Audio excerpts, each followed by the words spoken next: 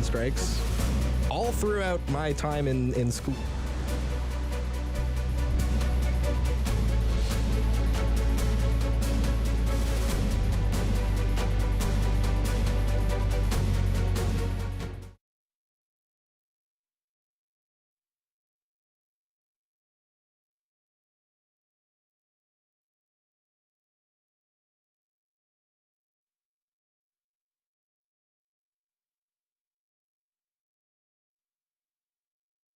JET 101.1 FM in Smiths Falls and the Valley.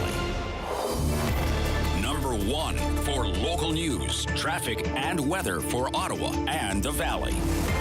This is City News 101.1 everywhere. It's Thursday, November 17th. Good morning. I am Damilola Unime. Right now in Ottawa and in Smiths Falls, light snow, -3, and here's what's making news in Ottawa and the Valley. There's only 4 days left until 55,000 Ontario education workers are set to walk off the job again. QP says both sides have agreed on a 3.59% wage increase, but it wants to see higher staffing levels for several positions, including education assistants, librarians, custodians, secretaries, and early childhood educators. Now, Education Minister Stephen Lecce says a game changer, 1,800 new hires over the life of the contract is included in bargaining, but the union says that was never brought up at the table. Now, the parliamentary assistant to the minister tells Wake Up with Rob Snow there are already provisions to hire the 1,800 education workers, not necessarily QP members. Now, if QP and the Ford government do not come to a resolution by Monday, several boards in the Ottawa area will be affected by the strike. And with those details, here is City News reporter Chris Curris. The Ottawa Catholic School Board, the Upper Canada District School Board, the Renfrew County District School Board, the French Public Board in Ottawa are closing schools on Monday and moving to remote learning. The Renfrew County Catholic District School Board is closing some specific schools in that board. Others have not made any announcements yet, but if your child was affected 2 weeks ago during the strikes, they will likely be affected once again. A reminder, the Ottawa Carleton District School Board is not affected. Does not have any QP members and therefore would not be impacted by a QP strike. Chris Curry's City News. With the weather forecast for Ottawa and the Valley, here is City News meteorologist Jill Taylor. Well, still the chance of a few flurries for our Thursday. Our guaranteed high just -1, a gusty west wind. It feels even cooler with that wind. Chance of some more flurries tonight, -9. And Friday, some flurries mainly in the morning, a gusty wind out of the south-southwest and up to +1. For today, the guaranteed high, -1. City News time, 10:03. Ottawa's new police chief officially begins his new gig today. Eric Stubbs was appointed last month by the Ottawa Police Service Board. Before joining the Ottawa Police, Stubbs was an assistant commissioner with the RCMP in British Columbia. OPS has not released any details of what Stubbs' first day on the job will look like. Meanwhile, the first snowfall of the season had Ottawa Fire Service out and about in the city responding to collision calls. Yesterday, crews responded to 42 motor vehicle collisions between 6 a.m. and 9 p.m. And as the winter conditions take hold, OFS has some tips for motorists to keep you safe out there. They include getting your winter tires installed and tread checked by a professional.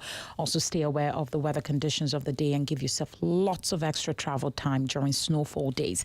And do not forget to completely clean up your vehicle of snow, especially the roof of your vehicle.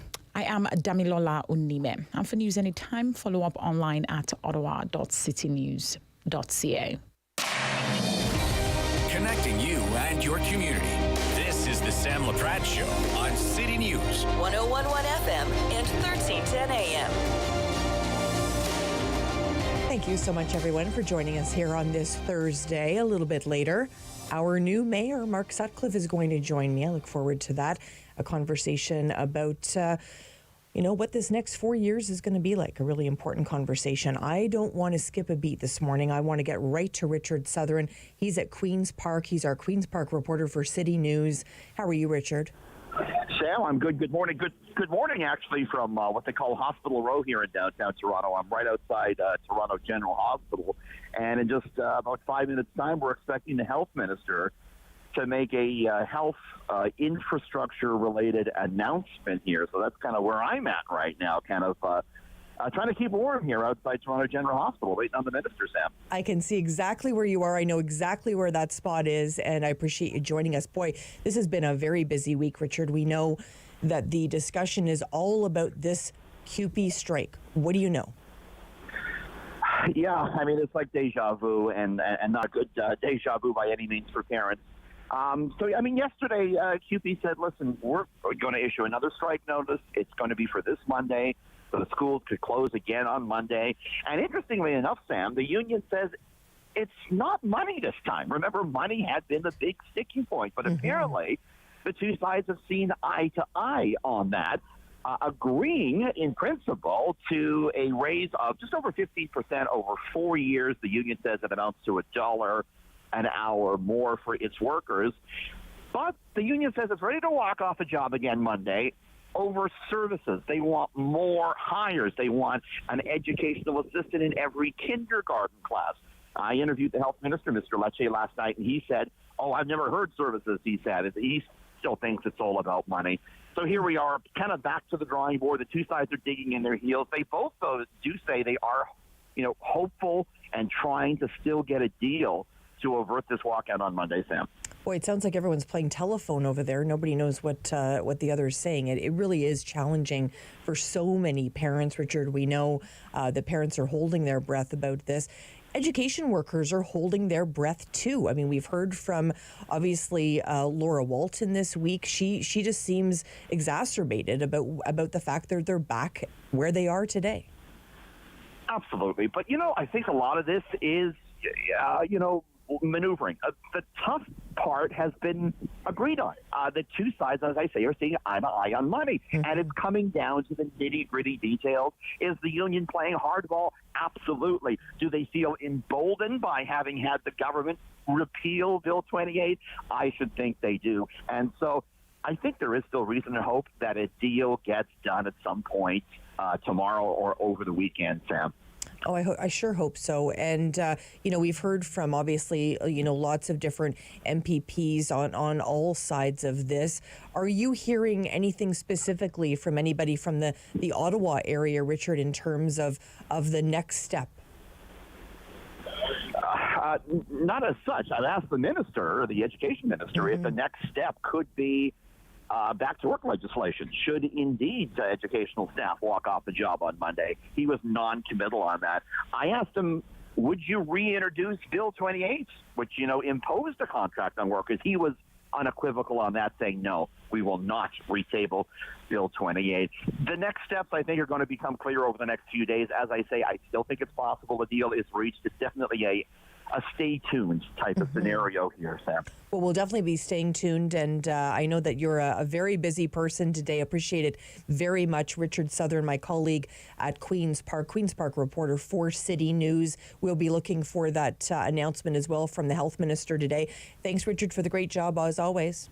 Thanks, Sam. Take care. Richard spending time with us today talking about that potential CUPE strike. We know that they are in a legal strike action at this point. Monday would be the big day where students would be learning from home, learning remotely. The Ottawa Catholic School Board put a statement out yesterday saying they do not feel comfortable having students in the classroom without those education workers. And, you talk about custodians, you talk about those, assistants, we talk about secretaries. I mean, these are roles that are played within those schools that are vital. So we're going to be following this story very closely. We know there are a number of other school boards affected as well, including Upper Canada, as well as some of the Renfrew County school boards. So we're going to be following this very, very closely. We have a very big show for you today. When we come back, we're going to be meeting with Rick DeFazio. He is with Ottawa Fire Services. I don't know if you noticed, it snowed yesterday. It certainly caused havoc on the road. Nick's going to talk about the accidents that happened and what it meant for fire services. We're also going to be spending some time today with Carrie Lynn Poole Cottenham, Secretary Treasurer of CUPE Local 503 here in Ottawa regarding the strike. So we'll be speaking about that. We're also going to be keeping our eye on Toronto, as we know from Richard Southern, who we just spoke with, our Queen's Park reporter. Sylvia Jones will be making an announcement soon. We're definitely going to bring some of that to you as well. And as I mentioned off the top, our new mayor Mayor Mark Sutcliffe is going to join us just after the 11 o'clock news today. We're going to be chatting with him about a number of, obviously priorities that he has, talk about what this first couple of days has been like. It's certainly a different change for him. I want to find out what it's like for he and his family. We're also going to be meeting today regarding the situation in terms of the education piece, as we mentioned, but also healthcare. I mean, healthcare is top of mind for so many of us. We're going to be talking about what this system has been like for so many that are struggling right now. We've heard from parents that are waiting 12, 20 hours in emergency rooms with their children. So that's going to be a very important conversation. And of course, it's Thursday, so you know what that means. Eric Alper is going to be joining us, publicist and music commentator. We're going to be talking about all things music. And then it is Lunch with Sam. And what do? Well, we feast on those news stories of the day. Sherry Lynn Starkey is going to join us, as well as Peter Tilley. Sherry Lynn Starkey is a social media expert and host of the 50 Women Over 50 podcast, and Peter Tilley is the CEO of the Ottawa Mission. You can probably guess some of those topics, but we have a couple in there you may not be expecting, so we definitely want you to stay with us for lunch. We're also going to be meeting a number of business officials and business leaders in our community during the business lunch. We look forward to that. So we want you to stay with us all afternoon, all morning, and keep it locked here to City News and, of course, Rogers TV. Sam Laprade will be right back on City News. 101.1 FM and 1310 AM. Play 4 games of bingo from the comfort of your own home each Monday at 7 p.m. for your chance to win money from our $2,000 regular bingo or $5,000 super bingo night. Kiwanis TV Bingo, Mondays at 7 p.m. on Rogers TV. Hello, I'm Jim Deeks, host of Canada Files. I hope you'll join me each week for interesting and informative discussions with some of Canada's most impressive people. It was our 35th anniversary. To celebrate, we were on our way to Mama Rosie's, where we had our first date. That's when we heard coming from the radio. So we stopped and listened. It helped us get to safety. So when I think of our anniversary, because now we have even more to celebrate.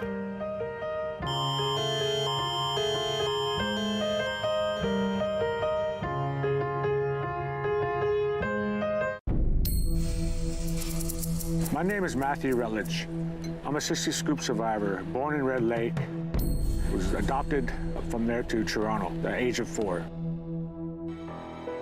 A lot of our brothers and sisters, family members got separated from each other. That was the government's goal, to break that connection from brothers and sisters. Basically taking the Indian out of the child. Right now, they're still trying to find themselves. Originally, my birth name is Harvey Halverson. In my high school days, teens, I was trying to fit into society.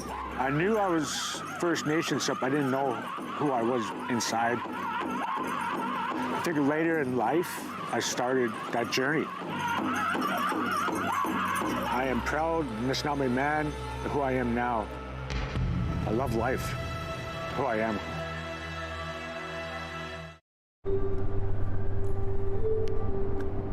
What is it? Anxiety disorder. Depression. Clear. PTSD. 1 in 2. A flip of a coin. That's the same chance we'll experience a mental illness by the time we're 40. $1 a day can help change those odds and bring hope to those in need. We're in infinity pool. Hi, my name is Isabel. I'll be performing as part of Encore Ottawa 3. I hope you can tune in and catch it on Rogers TV. October 5th, 2014, my daughter was hit by a train. She was walking along the sides of the tracks, and it shattered her world. Services. Hi, Nick. Hey, how are you? See, I'm not ready for winter. Can you tell? Am I ready for winter? Are you ready? I'm not ready. Are you ready? My winter tires are getting put on tomorrow at 3:30, so I think I'm just making it. Well, that's fantastic. I actually had mine on last week, but mentally I'm not ready for winter for sure. We know, of course, the snow was flying yesterday, which meant for a bit of havoc on the roads. What did it mean for Ottawa Fire Services? Yeah, there's always some days where we can guarantee we're going to be busy, like New Year's Eve or Canada Day, but the first snowfall is also one of them. Between 6 a.m. yesterday and 9 p.m., we responded to 42 motor vehicle collisions. Wow. And is that normally that way on a snow day? Yeah, that especially the first snow day or big snowstorms, the motor vehicle collisions are always much higher. To make it to explain it, we respond to motor vehicle accidents that have injuries. So we get our motor vehicle accident calls from the Ottawa Police. We respond to ones that have injuries or possible injuries. Really interesting. Was there an area of the city that was more affected than others? The rural is always tough. The rural areas of the city, you'll get a lot of cars and ditches out there. But yesterday it was a blanket effect. It was right across the whole city. And I know there was a couple of bad accidents, one particularly near Shea Road. Talk to me a little bit about that. Yeah, so when we get a call from our partners at the police service, if the description says that the car's rolled over or maybe upside down in a ditch, our dispatch center does an excellent job of dispatching the appropriate apparatus to the scene. So firefighters specialize in extrications. So that one there was one of those incidents where the report was the vehicle had slipped. Upon arrival, it was a pickup truck had landed right on the driver's side. So it was on its side and the driver was trapped inside. Oh, how hard is it, Nick, for all the members of Ottawa Fire Services when you're going to a call like that? It might get the heart racing. Yeah, so our firefighters are truly amazing when it comes to extrication and specializing in that. They're training all the time because it's one thing to say, oh, we have to extricate a trap patient and the car's on four wheels, but rarely is the case that that's what we come upon. Yesterday's another example of the car being right on its side.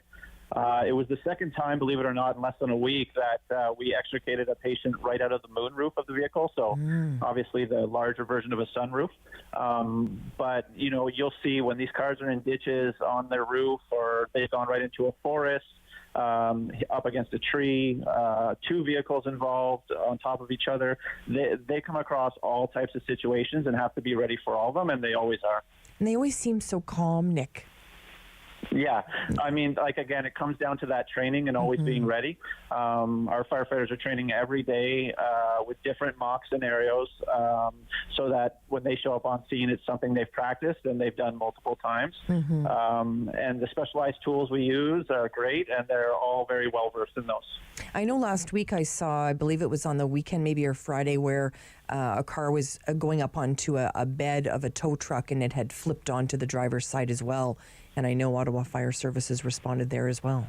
Yeah, so it's funny you mentioned that one because that was actually the one that we extricated through the moonroof as well. So, that was an extremely foggy night, I believe, and the car it was an accident, drove right up the ramp that was down, landed on its side as well, on the driver's side. So firefighters did an excellent job, again, of stabilizing it right away. And then because they couldn't pop the trunk, they decided to go through the moonroof, which can be very difficult with the amount of glass that breaks. So they cover the occupant in tarps and all around the moonroof with tarps before they actually extricate the patient.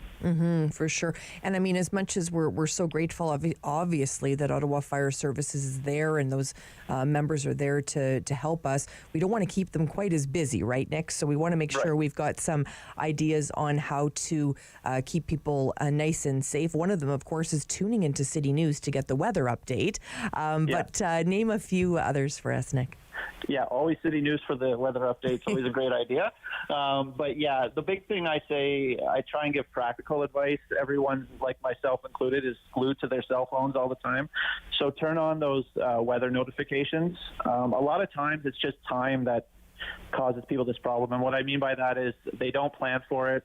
and then they're going to be late for work. So speeding is always a huge factor. They're trying to get to work, and they don't have that extra 10 minutes to clean off their car, so their vision is not as good. So always plan accordingly. I know it's tough. You got to get up a little earlier, but you got to completely clean off your car so you have full vision, and you don't want to speed because you know that traffic's going to be slower when there's a big snowfall.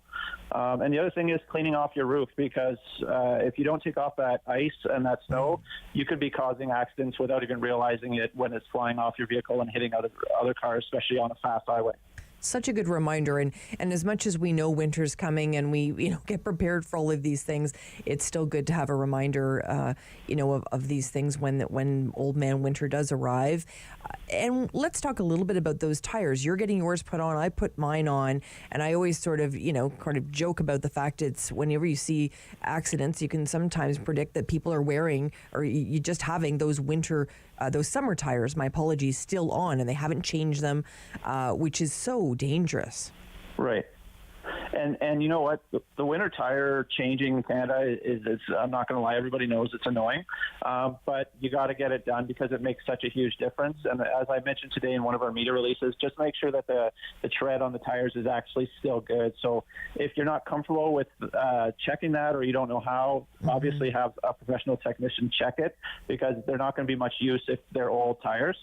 And you know what, there's a lot of great services out there now that, if you have a bad back and you can't put all your tires in your trunk, they come right to your house and change your tires in your own laneway. And you can Google that and hire one of those companies. It makes it quite convenient. And that's always a recommendation to get that done, right around mid-November or even early November. Such a good reminder. Nick, what else is happening in terms of preventative measures for Ottawa Fire Services? I know you're always doing something to educate us. Yeah, so recently we just had Carbon Monoxide Awareness Week. So obviously we had a lot of safety messages going out about carbon monoxide. The big thing, again, when I try and talk about practical advice, is a lot of people don't even know what to do when it goes off. Your carbon monoxide alarm goes off. It's super easy. There's 2 steps. You go outside to fresh air and you just call 911. The most common mistake people make is they stay inside the house and they open all their windows. And the problem with that is when we arrive, we have to close all the windows and wait for the carbon monoxide to build back up and find out where it's coming from. Very good reminder. Thank you so much, Nick, for that. Thank you so much for spending time with us here on City News. Nick DeFazio from Ottawa Fire Services. We appreciate his time. We know that the Health Minister, Sylvia Jones, is making an announcement. We're going to bring that to you now. Need for additional healthcare staff. Absolutely we are. But the innovation that's happening, the cooperation that is happening between community hospitals, between specialty hospitals and adult primary focused hospitals really is unprecedented, and I'm very proud of that cooperation, and I want to make sure that when those partnerships and relationships happen, we're there as a willing funder and partner as well. Minister, good morning. It's Richard Southern with City News. You're announcing $180-some million today, which is a drop in the bucket compared to the $3.5 billion contingency fund your government has on the books. Is a healthcare crisis with pediatric ICUs overflowing not worthy of smashing open the piggy bank? My question to you is, where is the new money for hospital staff today, and why is there no new money for hospital staff, Minister? So again, I will point to the most recent budget that was passed in August of this year, a $5 billion investment in Ontario hospital and healthcare systems.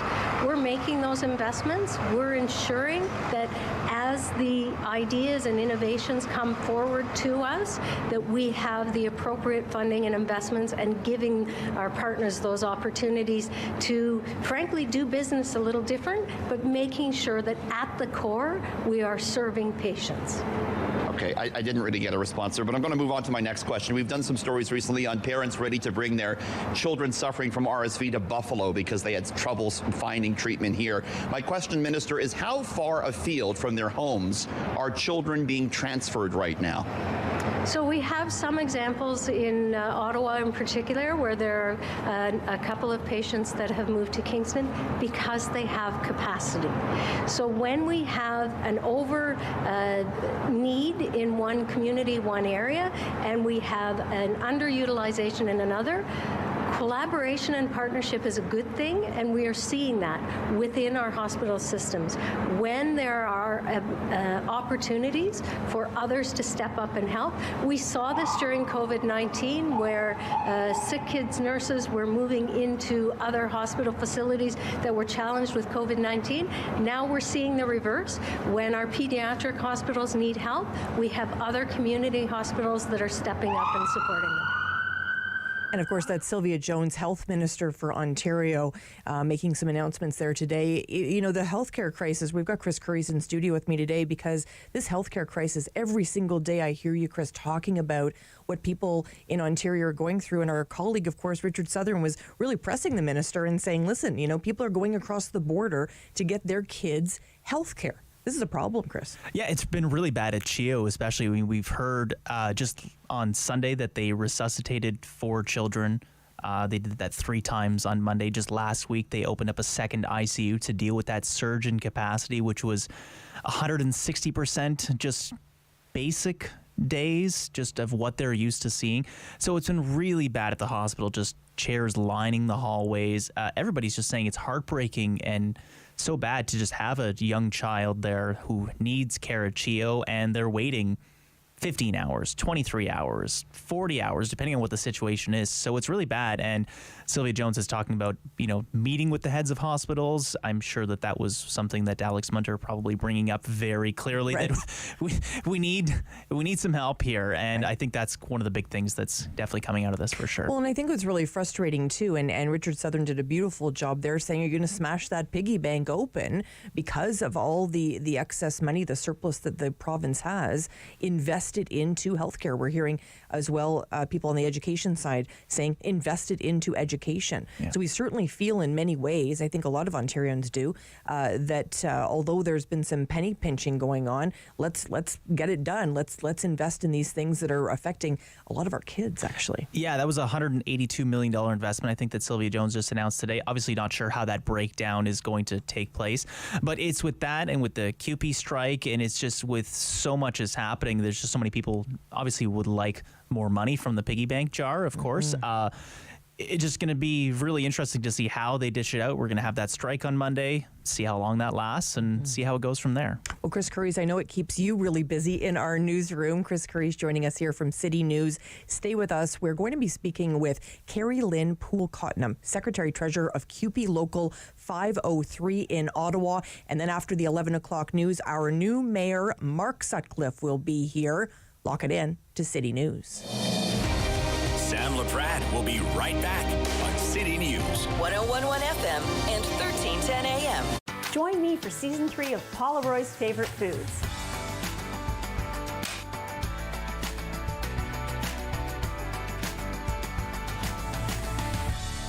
Whew, that was a lot. I think I need a nap. Next time on Simply Cooking by Chef, we're going to be making creme brulee, a risotto with wild-caught salmon, lemon, and fresh herbs, and my favorite mista salad.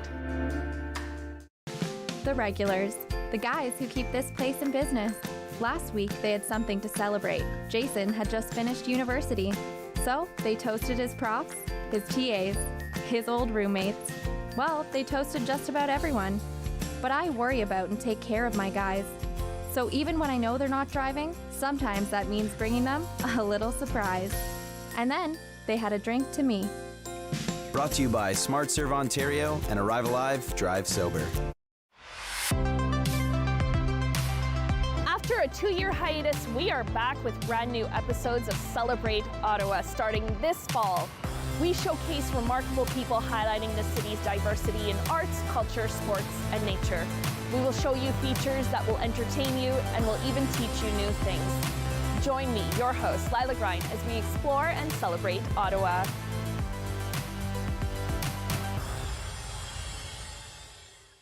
Every year, dozens of Canadians are killed or seriously injured because they take risks around railway tracks.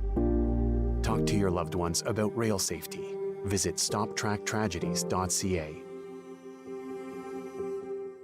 You like what you see.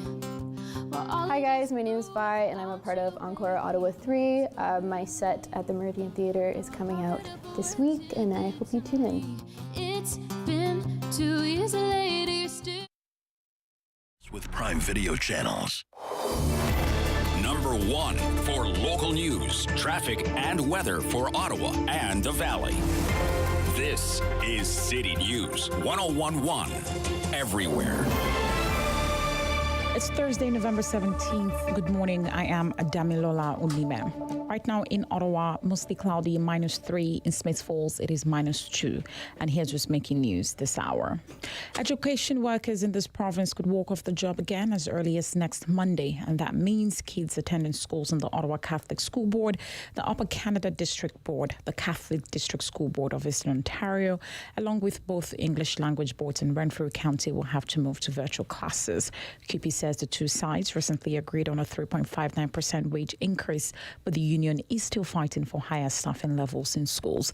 And Education Minister Stephen Lecce says the government has put forward multiple improved offers and has not asked for any concessions.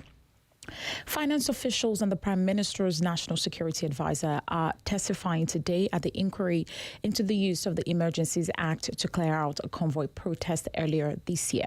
Michael Sabia, the Deputy Minister of Finance, tells the Commission they were immediately concerned about the demonstrations, especially the border blockades. He says they came at a time when Canada was trying to talk the U.S. White House out of its Buy America policy for electric vehicles, something they eventually succeeded at, but the occupation could have cost them the deal. Later today, we'll hear from the PM's National Security Advisor, Jody Thomas. And the new Chief of Ottawa Police officially begins his new job today. Stubbs was an assistant commissioner with the RCMP in BC before his appointment as a top cop here in Ottawa. He takes over the job from interim Chief Steve Bell, who was appointed after former Police Chief Peter Slowly abruptly resigned in February during the trucker convoy protest. City News time is 10:32. I am Damilola Unime. For news anytime, follow up online at ottawa.citynews.ca. The Sam Laprade Show continues on City News 101.1 FM and 1310 AM.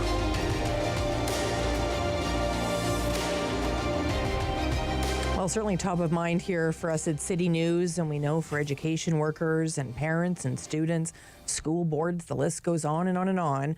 The fact that there may be a strike for QB workers happening on Monday is top of mind for so many. We wanted to speak with Carrie Lynn Poole-Cottenham today, Secretary Treasurer of QB Local 503 here in Ottawa. Hi, Carrie Lynn. Good morning. Carrie Lynn, give me a sense of what your role is. So as a large QP local, we certainly have been asked to support the bargaining of OSBCU in any way that we can. This goes with the union solidarity movement and the hope for a fairly negotiated collective agreement that provides the mandate that the members have provided to OSBCU. Are you frustrated, Carrie Lynn? I believe that we have passed the point of frustration. It's been almost 180 days since notice of bargaining was served by OSBCU. The ability to address the issues that the bargaining team has been raising is certainly frustrating for the members as well as the bargaining team and the leadership. And this is where we find ourselves. And I think what is challenging for so many is sort of the public relations surrounding this from a QB perspective, from a government perspective. Because I think when we hear that, well, the wages are settled, some people go, well, the wages are settled. Like, let's just get going, and why aren't education workers going to be in the classroom and at schools? But the reality is there's so much more that is being negotiated. So walk us through the things beyond wages. Well, the wages are technically, not yet ratified by the members, and they will determine whether or not the $1 per hour is going to be enough. The members will decide on that when it comes to a ratification vote.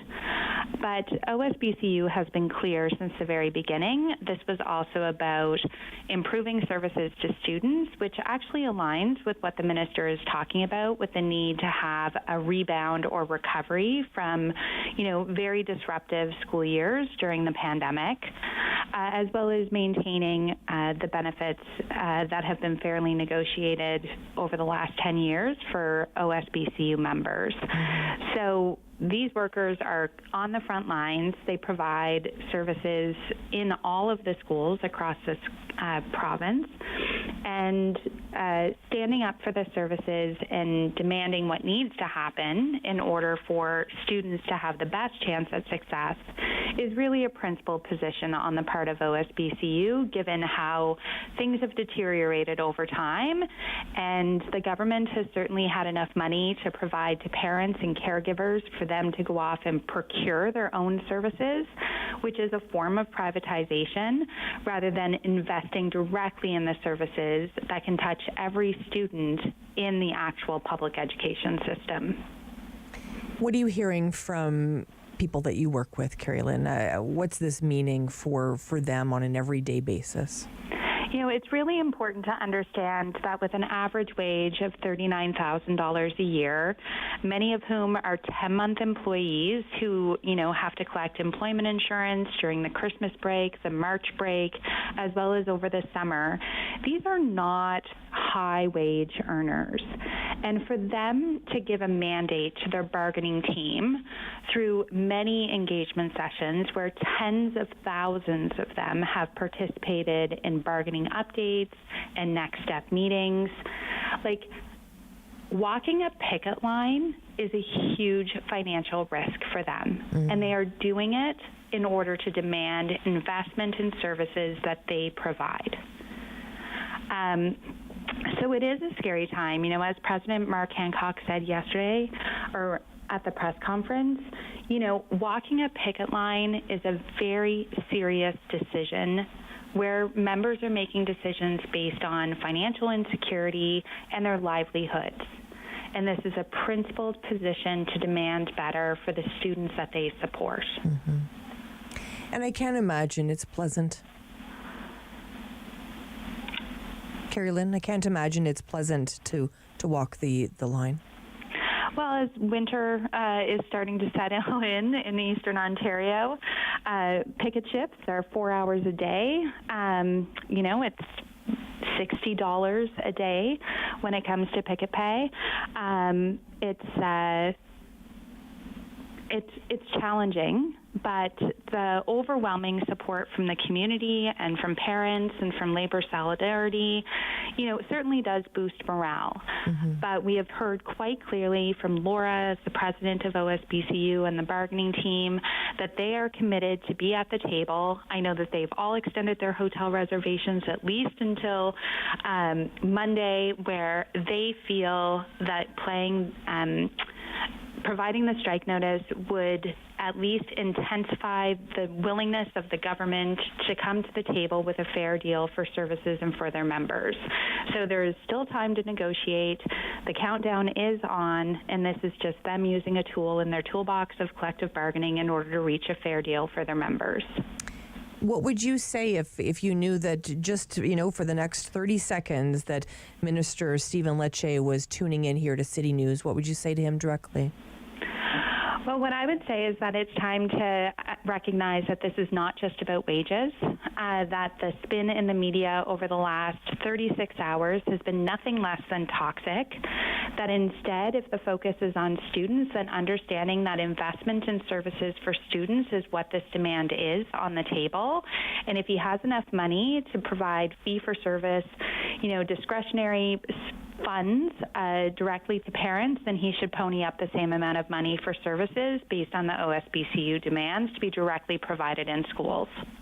And I think it's been really frustrating, certainly for parents to hear. And I'm a parent of a daughter who attends the Ottawa Catholic School Board. So potentially, she'll be at home learning as opposed to being in the classroom. And she's heartbroken about it because she's in grade 10. And, she said to me the other day, I feel like I didn't have middle school, grade 7 and 8, because of the pandemic. So, it's just hard to hear this. I know parents are really feeling, both sides say all the time that they're doing this for the kids. But at the end of the day, it feels sometimes that the kids are part of a game of ping pong. You must all feel that as well. CUPE members are passionate about the services and the students that they support. This is a very difficult decision. And I think that the high road is being taken by these workers who are standing up for the services that they provide. And it would be very interesting for Lychee to actually drill down on how not investing in services that these workers provide is not in the best interest of students. Mm-hmm. Last week we heard the Premier say, I've taken a little water with my wine. I need CUPE members to do the same. It infuriated me when I heard that, but I'd like to know what your thoughts were. What did it do to you and your members when you heard that? Well, I think that the dramatic pushback from the labor movement and the threat of a general strike certainly had him reconsider. And based on the ideology that he has advanced about being for, the little guy in this province is certainly a step back from the very firm position that they were putting with the notwithstanding clause and revoking charter rights to free collective bargaining. But there has to be a recognition about the fact that the wages on the table right now are something that the bargaining team will put forward to the members on whether or not they're going to accept that. But the investment in services is actually about supporting the little guy as well. So if they can come up with money in order to give it to parents, they can come up with money in order for it to be provided to the education system. Do you feel like you have taken water with your wine? I believe that there's a significant shift from the original proposal when it came to wages that the bargaining team is talking publicly about, and whether or not that is enough for these low-wage workers will be up to them to decide. But advancing the need for investment in services in this economic climate and in order to have the best student success is something that the bargaining team feels quite strongly about, and based on their engagement sessions with the members as well. If you were a betting person, are you on strike on Monday? I think that this government has shown that they have the ability to pivot when they feel enough political pressure. So hopefully we can see that again and they come back to the table and that there's some money on the table for services that the bargaining team can certainly consider, and whether or not that's something they can bring back to the members to vote on. There's the desire to reach a freely negotiated collective agreement, and it's just going to take the political will of this government to pony up and to, be in a situation where they do put students and workers first. We're speaking with Carrie Lynn Poole-Cottenham. What would you say to parents, Carrie Lynn? I think that we need to thank them for their support during this time, and that understanding that these workers are fighting for their children, and many of them are parents as well, and trying to figure out how in this situation they're going to be able to support their own children in class. And none of this is done with a lightness, and in fact it's very difficult decisions that bargaining teams and members are making, and that they're really advocating for the next generation and for the current generation. Appreciate your time. I know how busy it is right now. Thank you so much for joining us. Thanks so much. Have a great day. You too. Carrie Lynn Poole-Cottenham joining us, Secretary Treasurer of CUPE Local 503 here in the capital. We appreciate her time today. When we come back, we're going to get an update of a story that I have worked on for a couple of years now, and that's the story of Jack Letts. But the story has evolved. There's some more to share with you in regards to this young man who is both a British and Canadian citizen, although Britain has denounced his citizenship. Now he remains just a Canadian citizen. There is an update there we want to share with you. We also want to give you a bit of an update in terms of Mayor Mark Sutcliffe. So Mayor Mark Sutcliffe was going to be joining us today just after the 11 o'clock news. We've had to shift his time. He's going to be joining us after 12:30 today. So that just means you get to, stay with us all afternoon. Stay with us here on City News. Sam Laprade will be right back on City News. 101.1 FM and 1310 AM.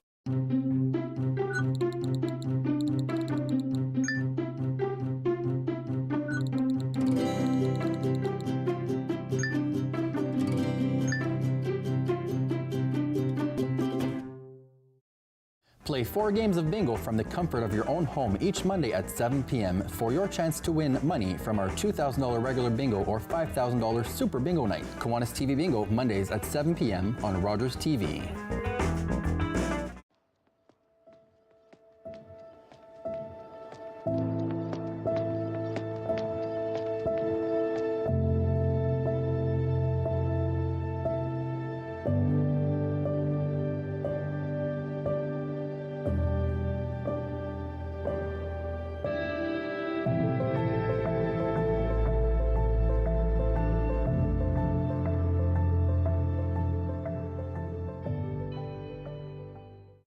On Thursday's Daytime Ottawa, November is Osteoporosis Month. We're going to tell you some details about it and, of course, give you some tips that can help you. Also, Maker House. If you've never heard of Maker House, it's located right in Hintonburg. They sell Canadian-made, amazing products right in time for the holiday season. They'll tell you about some of those. And there's a new bus service traveling between Ottawa and Toronto. We'll give you all the details on Daytime. Hi, I'm Meg from AIM Fitness, and I'm here with my buddy Fit Finley. Join us every week for Fit Over 50. We'll take you through some low-impact and high-intensity workouts designed to improve your strength and your balance. All you'll need is a resistance band, some light hand weights, and also your water bottle and a sturdy chair. Tune in right here on Rogers TV and let us be part of your weekly routine. Donations to the War Amps have a lasting impact on amputees.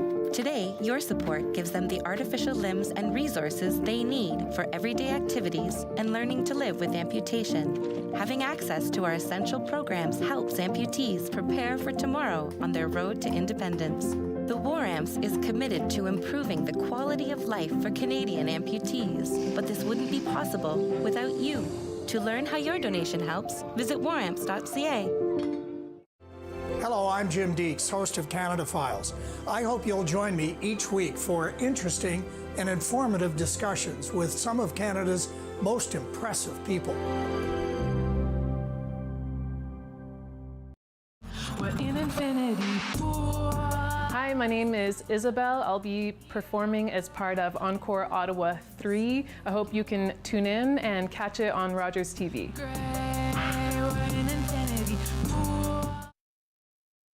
Home for your life. The Sam Laprade Show continues on City News. 101.1 FM and 1310 AM.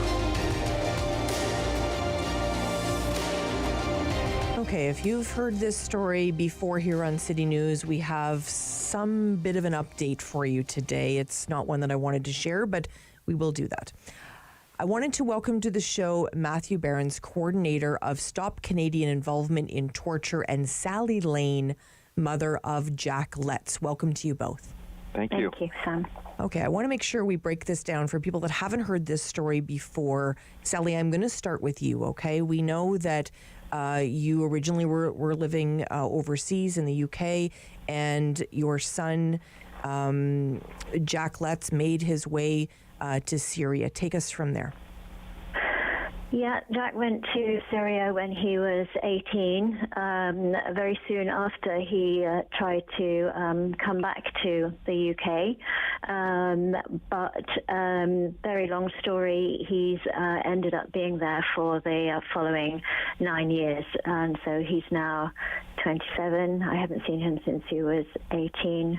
And we have been campaigning to get him back. And he is in a Syrian prison, correct? Yes, he's in a prison that is run by the Kurdish administration in northeast Syria, and he's one of 44 Canadians, that's men, women and children, who are currently detained there. And what was Jack charged with, Sally? He has been charged with nothing. There's no evidence, there's been no trial, he has no access to a lawyer, there's no legal process whatsoever. So he is in arbitrary, unjust and illegal detention. It's heartbreaking, Sally, and I know he just had a birthday. Yes, we actually had a press conference on Parliament Hill on Tuesday of this week, which was the day after his birthday. And after all the speakers said their piece about what they think about this situation, for instance, Elizabeth May MP said she was ashamed of her government's inaction on this issue. We attempted to deliver Jack's birthday card to Melanie Joly across the road on Parliament Hill, but unfortunately her office didn't accept it. I'm sorry about that, Sally. And Matthew, this is where you come in. Matthew, you've been tireless. I mean, walking this with Sally and her family and so many others. Matthew, what happened next? Well, we thought we would spend a little bit of time trying to get information to members of Parliament, because there's only 2 members of Parliament who've actually spoken out about this arbitrary detention of 40 Canadian men, women, and children, including Sally's son, Jack, in northeast Syria. So all 4 of us, big group, we spread out a banner and we handed out some flyers just asking if people were even aware of this horrific injustice. And at that point, I was surrounded by Parliament Hill security and told to leave. I asked what the problem was. They said, "You're not allowed to be here." I said, "Well, I've been here hundreds of times. This is news to me." And essentially they said, "Do not hand out leaflets. You're not allowed to give flyers to people."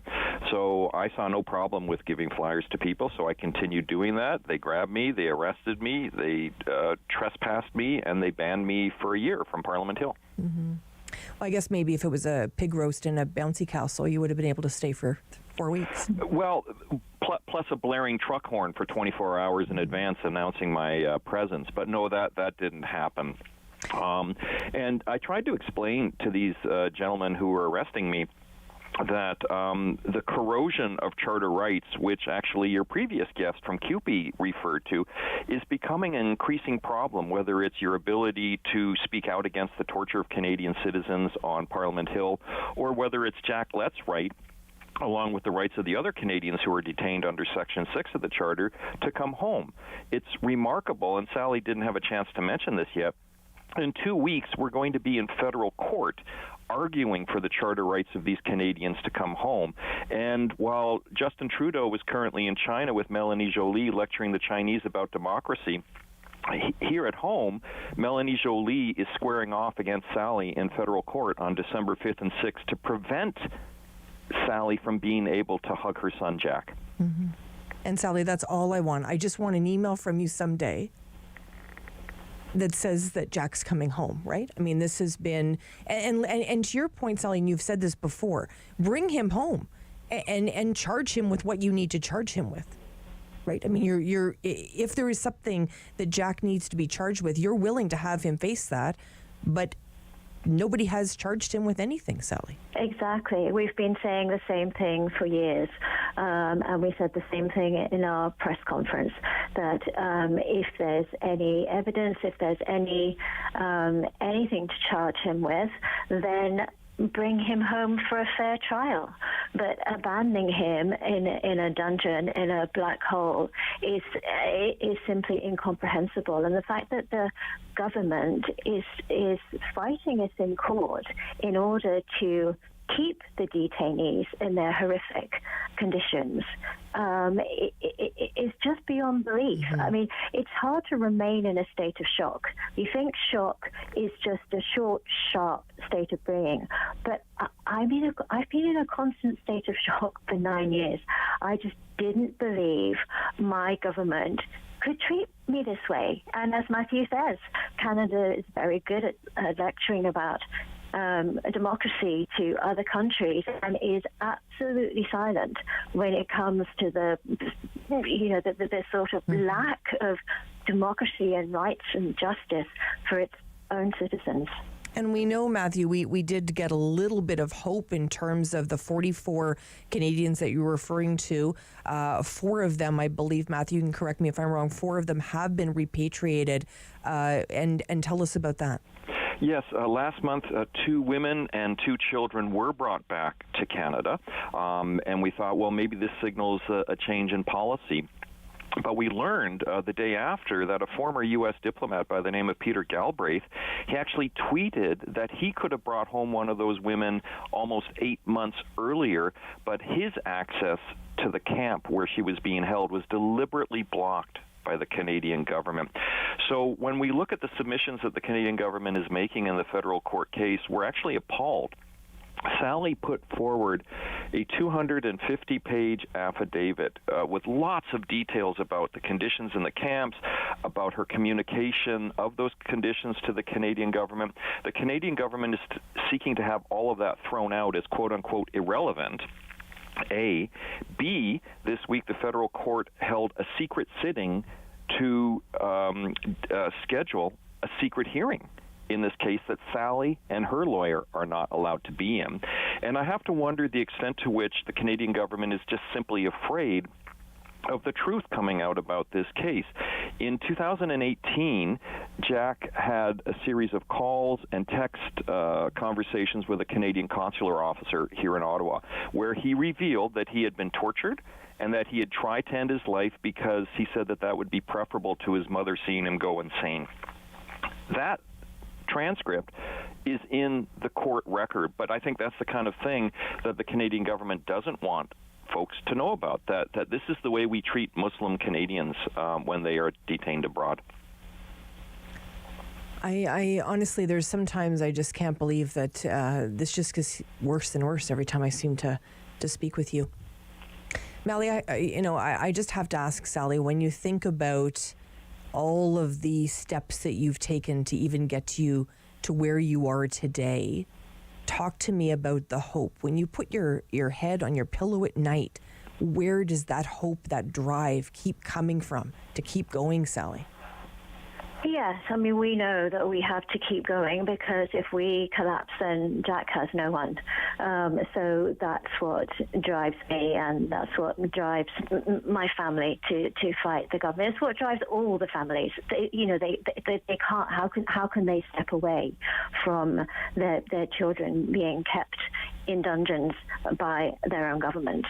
And we saw now that the court case is coming up, we've seen some of the documents that the government is submitting, and their position, we found out, is that they simply believe they don't have any responsibility towards the Canadian detainees because Syria is outside of their jurisdiction.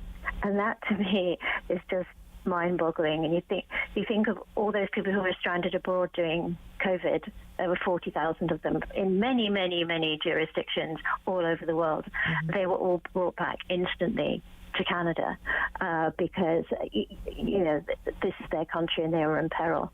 These detainees have been in peril for between 3 and 5.5 years for Jack in detention. He's the longest held, and but that is the government's position, that it's nothing to do with them because it's not their jurisdiction. And so that is going to be the crux of the court case in next month, is whether the government actually does their responsibility to its citizens arbitrarily detained abroad. Well, Sally, I know you're not giving up, and I'm not giving up either. I'll share this story as long as that mic is turned on for me every day, okay?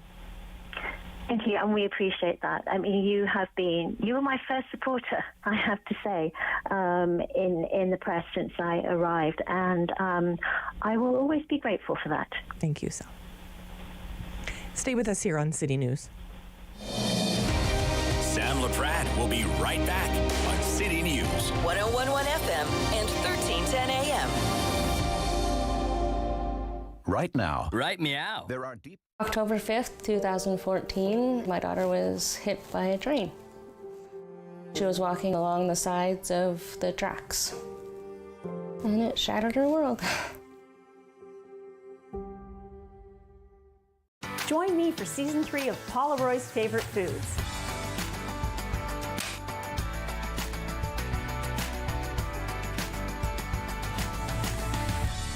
Whew, that was a lot. I think I need a nap. When an impaired driver killed my brother DJ, my life changed forever. During the pandemic, all of our lives changed, and many of us turned to alcohol and drugs to cope. As life returns to normal, the increase in substance use from COVID has lingered, and some police services report an increase in impaired driving that caused heartbreak and devastation. Now, more than ever, we need your commitment to never drive impaired, and to encourage all of your family and friends to do the same. Together, we can save lives.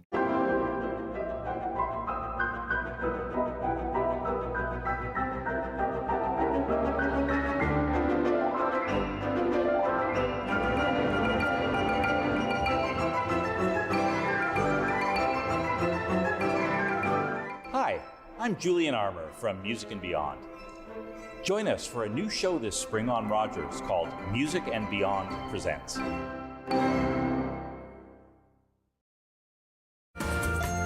Next time on Simply Cooking by Chef, we're going to be making creme brulee, a risotto with wild-caught salmon, lemon, and fresh herbs, and my favorite mista salad.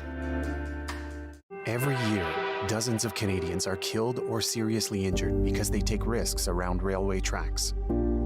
Talk to your loved ones about rail safety. Visit stoptracktragedies.ca. WW 1310 AM in Ottawa. And CJET 101.1 FM in Smiths Falls and the Valley. Number 1 for local news, traffic, and weather for Ottawa and the Valley. This is City News 101.1 everywhere. It's Thursday, November 17th. Good morning. I am Damilola Unime. Right now in Ottawa, it is -3. In Smiths Falls, it is -2. And here's what's making news in Ottawa and the Valley. Ontario education workers are a day closer to a possible strike after talks with the government broke down yet again. QP says its 55,000 workers are set to walk off the job en masse on Monday if a deal isn't reached. The union says both sides have agreed on a 3.59% wage increase. But while the education minister says a game changer, 1,800 new hires over the life of the contract is included in bargaining, the union says that was never brought up at the table. The parliamentary assistant to the minister was on Wake Up with Rob Snow and tells us there are provisions to hire the 1,800 education workers, but they are not necessarily QP workers. Either way, if the strike does go ahead on Monday, City News reporter Chris Curris tells us the school boards that will be affected. Students at a number of school boards will be firing up the tablets and laptops as remote learning is back on Monday. That's at the Ottawa Catholic School Board, the Upper Canada District School Board, the French Public Board in Ottawa, the Renfrew County Board, and a few schools in the Renfrew County Catholic Board. It's an incomplete list as others have yet to announce their plans, but it will likely resemble what we saw the last strike. Ottawa's Public Board, the Ottawa Carleton District, will not be affected as they do not have any QP representation in these areas. Chris Curry's City News. With the weather forecast for Ottawa and the Valley, here is City News meteorologist Jill Taylor. We are still dealing with temperatures well below average. Chance of a few flurries through the day into the evening. Otherwise, quite a bit of cloud. -1, the guaranteed high. That's it. -9 for the low. And tomorrow, some flurries mainly in the morning. Get into a southwest wind and climb to about +1. For today, the guaranteed high just -1. City News time is 11:03. The inquiry into the Federal Emergency Act is hearing from finance officials and the Prime Minister's National Security Advisor. The finance officials are first on the stand, and they're discussing so far the impact of the border blockades, highlighting that these disruptions came at a crucial point for Canada since the feds were trying to talk the U.S. out of its Buy America provision for electric vehicles. Whether it was the short-term impact to industries like the auto sector or longer-term concerns about trade, Michael Sabia, the Deputy Minister of Finance, says it's important from their point of view that the economic disruptions be dealt with quickly. Sort of time is everything here.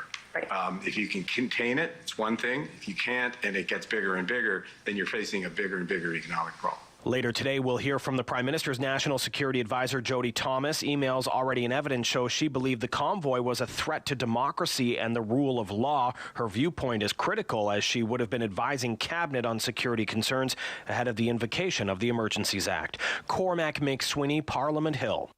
I am Damilola Unime. For news anytime, follow up online at ottawa.citynews.ca. The Sam Laprade Show continues on City News. 101.1 FM and 1310 AM. Okay, it's November 17th. I don't know how many shopping days are left, but there's a few. We want to talk a little bit about holiday shopping this year, and we wanted to speak with Julie Kisnek. She's the Senior Compliance Officer, Consumer Advocacy with Equifax Canada. Hi, Julie. Hello. Julie, first of all, Equifax Canada, a lot of people sort of have heard about this. Tell us exactly what the mandate is there. Equifax is one of the two major credit bureaus in Canada. So what that means is that lenders, banks, creditors are sending information about all of their account holders to the credit bureaus on about a monthly basis. That updates each of our credit reports, and our credit scores are calculated based on our credit reports. So Equifax can see a lot about people's credit history and get a sense of where Canadians are going financially. Recently, we conducted a survey around holiday spending. Mm-hmm. Really interesting, because my understanding is that Canadians are planning to spend less on holiday gifts this year. And probably, in terms of the inflation rate, interest rate, all of those things, not really surprising, though. No, I'm sure very few people are surprised to hear that many Canadians are feeling the squeeze on their wallets in this economic environment.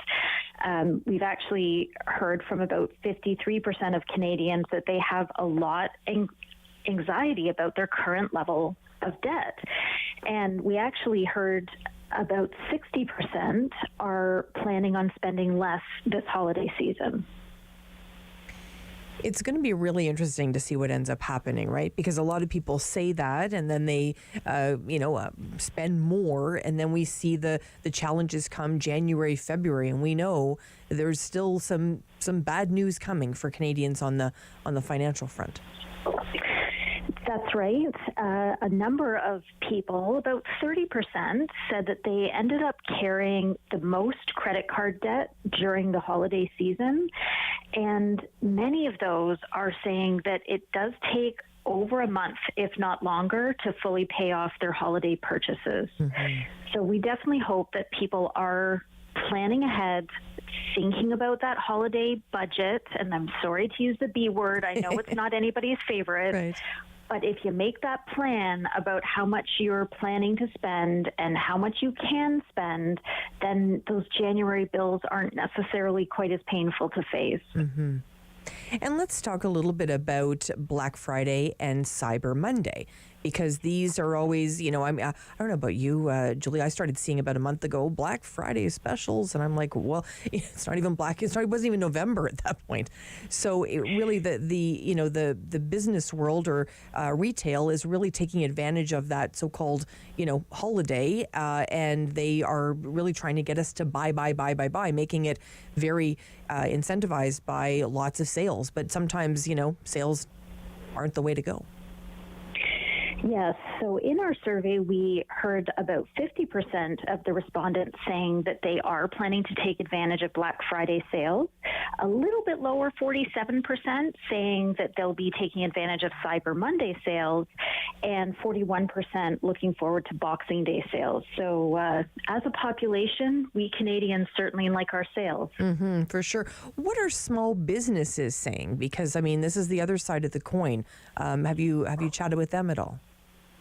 Yes, we actually did conduct a survey of small business owners and heard that 54% of the respondents said their main wish for customers is that they continue to purchase goods or services from them. Mm-hmm. So that goes up to 72% when they're thinking about the holiday season. So you can't focus too much on those local businesses. They need our help. And hopefully a lot of people will be out there to support them. Mm-hmm. We did hear from our consumer respondents that 61% of them are planning to do more in-store shopping. So there's some encouraging numbers there. Mm-hmm, for sure. And I just wanted to advise our City News listeners that Julie was very kind today to switch times today. You switched times with our mayor, Julie. Mayor Mark Sutcliffe was going to be on now. He's asked to move back a little bit in the schedule. You're very gracious to come on now, so thank you for that. Oh, it's my pleasure. Thanks so much for having me. And can I just ask you another question? When I think about all of the, the spending throughout not only the holiday season, but throughout the year, are there pockets other than the holiday time that you see people really sort of spending a lot of money? It does tend to go up and down during the year. So there are times when people might be planning more vacations. So you might see a bit of a spike in credit card balances as people plan a March break or a summer vacation. So we do see some what we would call seasonality related to the numbers. But we certainly hope that consumers are thinking through their purchases and really trying to manage their finances as best they can in these tough economic circumstances. And Julie, how important is it that we're checking that credit score you referred to a few minutes ago? Well, one thing that many people don't realize is that we actually have more than one credit score. As a Canadian, there are many credit scores out there, which is why you might see different numbers if you're looking at a credit score through different sources. Mm-hmm. But all the credit scores are based on the information in your credit report. And you can access your Equifax credit report for free on the website at equifax.ca, which is such an important step to take just to make sure that everything on there is accurate and as you expected, so that you don't have any surprises next time you are applying for renewing your mortgage or applying for that car loan. Mm-hmm. I don't want to put you on the spot. Do you have an idea of what the average Canadian, what their credit score is? It does tend to be in the mid 700s, depending on what score version you're looking at. So as a reminder, credit scores can vary between 300 and 900. And actually, another fun fact about credit scores is that banks and lenders tend to interpret a score about 750 or higher in the very top category. So people who are in that range, if you've got a 780, you don't need to be working hard to try and get every new point, because a bank doesn't see a difference between someone with a 780 and someone with an 880, even though there are 100 points difference there. Now, I'm talking just about the credit score. Often banks and lenders will take more into account when they're looking at someone's application. So they might look at income and employment status and other items. But just a few quick facts there for you about credit scores. Well, look at you. And you do it so beautifully that we're actually excited about it. It's hard to do that, Julie. So good job there. For sure. Credit scores are more interesting than a lot of people realize. There you go. I have one question for you. Why is it Why is it 300 to 900? That's a great question.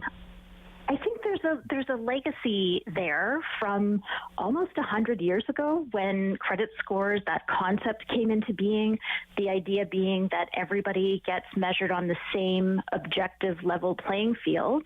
I think that's related to all of the statistics that go into the calculation. There needed to be a very wide range in order for all of that statistical integrity to take place in the back end. I've always wondered that. So you've taken the mystery out of it for me, Julie. Thank you so much. Lots of great information today. Let's stay in touch, okay?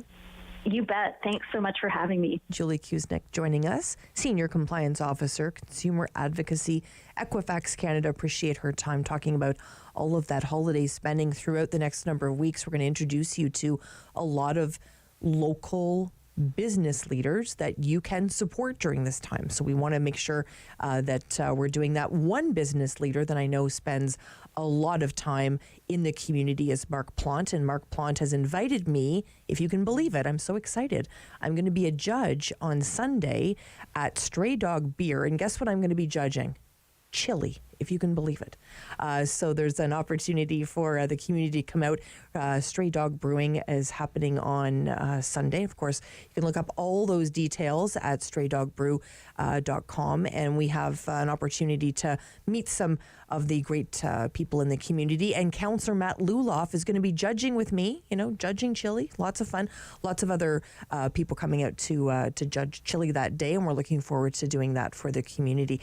As we mentioned, Mayor Mark Sutcliffe will be joining us after 12:30 today. He was going to be after the 11 o'clock news. He had some pressing issues he had to get to, so we've moved and shifted that time. So we do appreciate Julie Kuznick shifting times with the Bear today. When we come back, we're going to be talking a little bit about children, what we're investing in them, and we're also going to be speaking about aging in the community. So stay with us here on City News. Sam Laprade will be right back on City News. 101.1 FM and 1310 AM. You like what you see. Hi guys, my name is Vi and I'm a part of Encore Ottawa 3. My set at the Meridian Theatre is coming out this week and I hope you tune in. It's been 2 years later, you're still...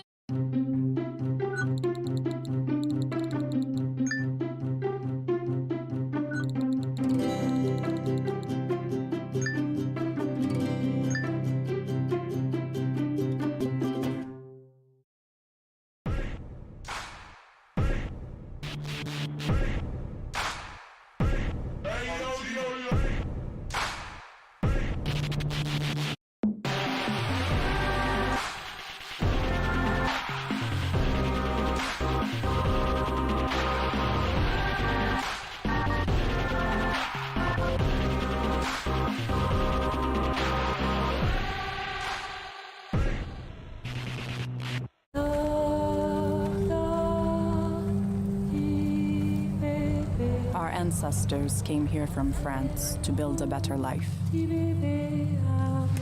lived here happily for generations. Until the British decided they wanted our land. The men were called to a meeting and then imprisoned. They demanded we swear an oath to their king and took everything, regardless. We were forced from Acadie, the only home we knew. Mon Acadie n'existera plus.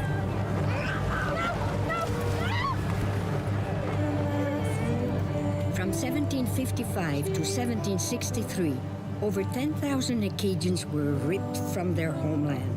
Despite this, Acadian culture endures in Atlantic Canada. I am Audrey. And I'm Leah. Leah inspired me to play hockey. The War Amps has helped me by giving me my devices I need to play hockey. Audrey has an amputation similar to mine. What does yours do? The stick clicks in it. My device from the War Amps allows me to shoot a lot better. It rotates like a wrist, which helps a lot with shooting and stick handling. When I score a goal, I feel really happy. Play 4 games of bingo from the comfort of your own home each Monday at 7 p.m. for your chance to win money from our $2,000 regular bingo or $5,000 super bingo night. Kiwanis TV Bingo, Mondays at 7 p.m. on Rogers TV. Hello, I'm Jim Deeks, host of Canada Files. I hope you'll join me each week for interesting and informative discussions with some of Canada's most impressive people.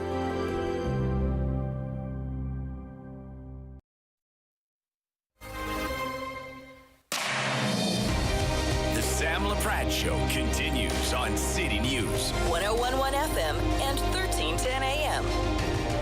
We're heading to Trent University to spend time today with Michael Hickson, Department of Philosophy.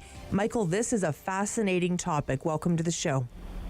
Thanks for having me. What we're going to talk about is why Canada should invest more in teaching kids how to play chess. Walk me through this. Okay, well, this is not a new idea. There have been, so Canada has a long history of great chess players, so chess is nothing new in Canada, and neither is the idea of getting chess in the school. So there's already a Chess and Math Association that's a nonprofit that brings chess to schools. But I'm talking about following the examples of a country like Armenia that actually has chess as a required subject in schools. And the reason why you might do that, so some people say it might help students learn math better, for example. There's a connection between chess and math. But actually some studies show it's not so clear. That's not why I think chess should be in schools. I think it should be in schools because from my experience playing it and from all the things I've read about it, it's an example of an activity that is interdisciplinary. It forces you to think from many different perspectives all at the same time, and it breaks down the different walls that we have between subjects like math and science and art, and it brings them all together, and it presents you with a concrete problem that you have to approach from all those perspectives, not just one of them.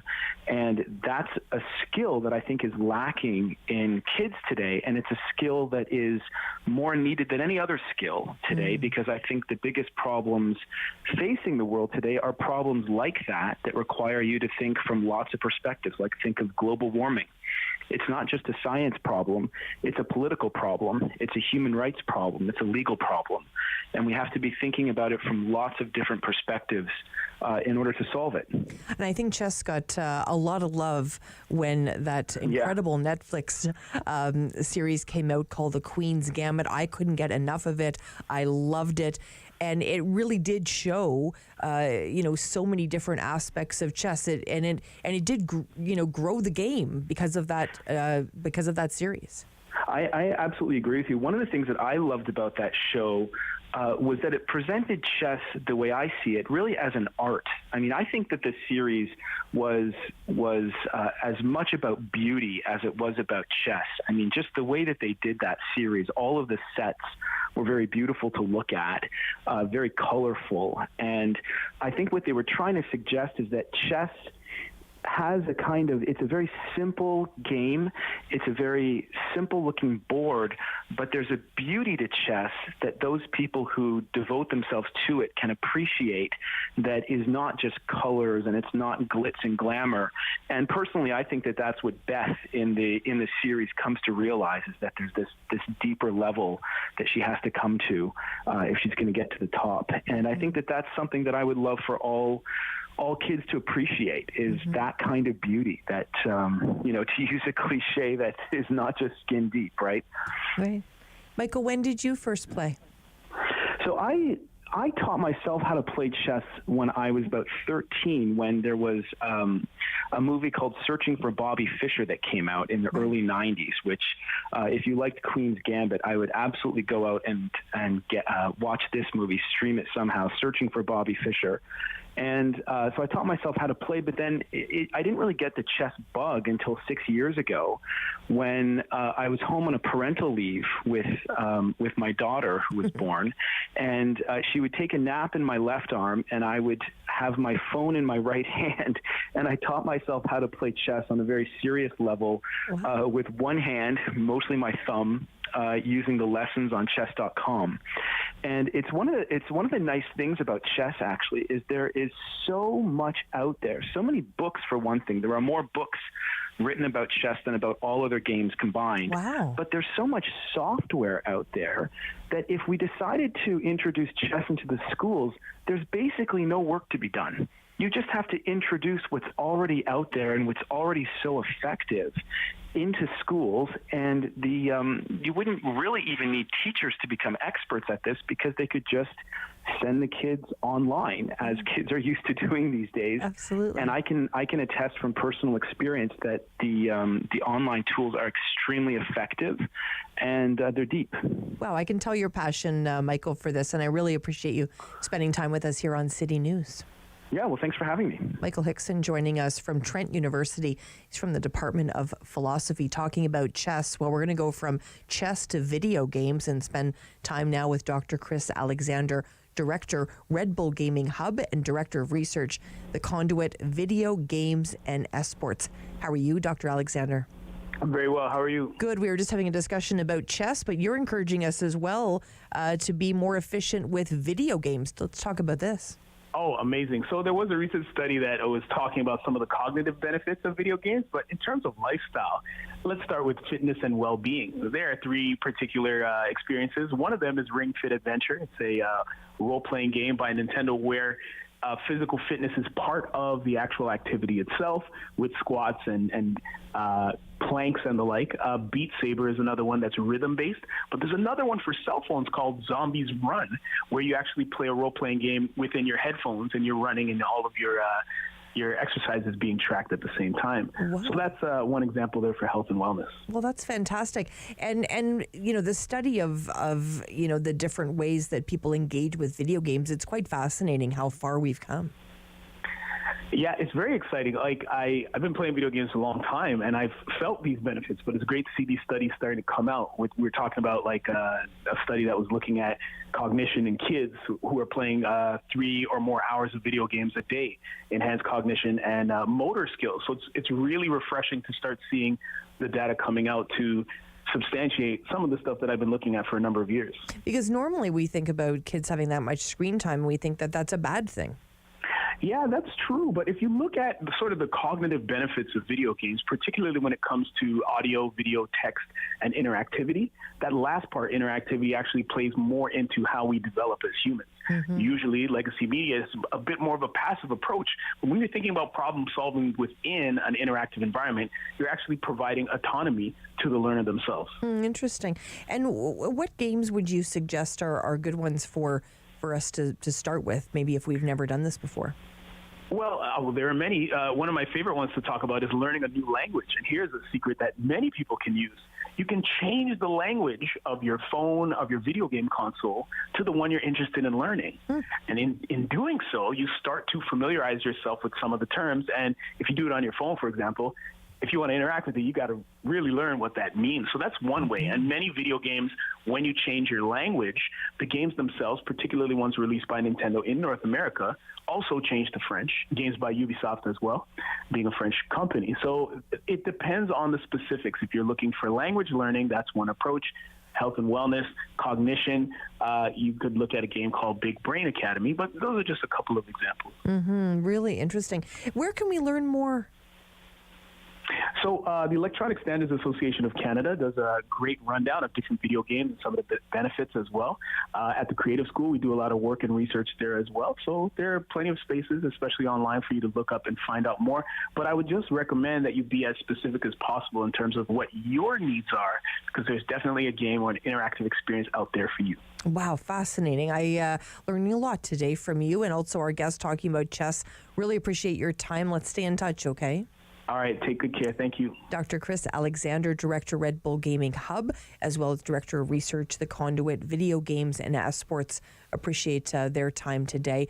As we mentioned, just after the 12:30 news today, we're going to spend some time with newly elected Mark Sutcliffe, our mayor. It's going to be an interesting discussion. It's my first time having a discussion with him since he has been sworn in, which, of course, that ceremony took place on Tuesday. Mark Sutcliffe is along with A number of those councillors, 24 of those councillors, were all sworn in, so they are off to the races, making changes and making decisions on our city's behalf. So we want to spend some time with Mark today. A little bit later, we're going to spend some time with Steve Reed, CEO of the CHIO Foundation. We're going to spend some time with him because it's a big deadline tomorrow. You're going to want to know all about it.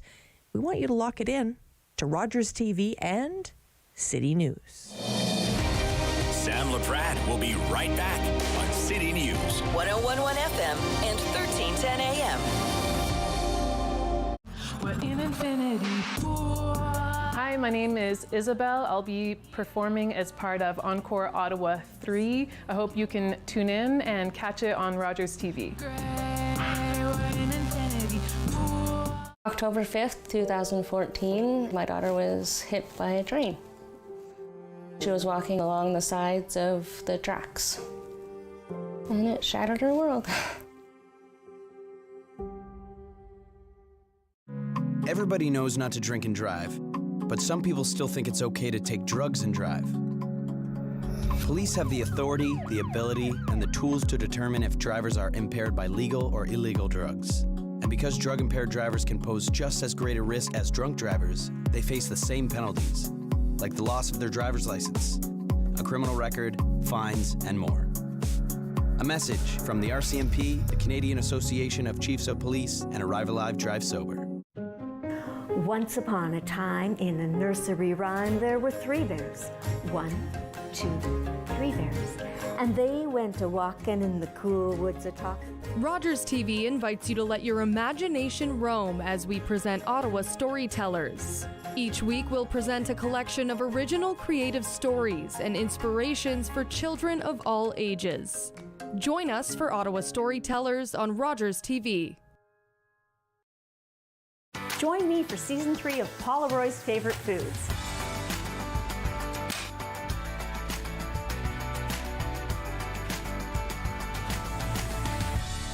Whew, that was a lot. I think I need a nap. Next time on Simply Cooking by Chef, we're going to be making creme brulee, a risotto with wild-caught salmon, lemon, and fresh herbs, and my favorite mista salad.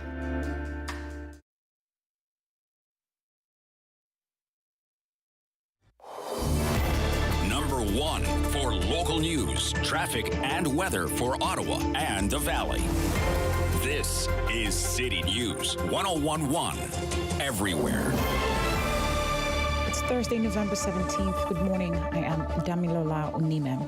Right now in Ottawa and in Smiths Falls, it is -2, and here's what's making news this hour. The Deputy Minister of Finance, Michael Sabia, says Canada's economy was already facing uncertainty when protests against COVID-19 restrictions blockaded borders and occupied downtown Ottawa last winter.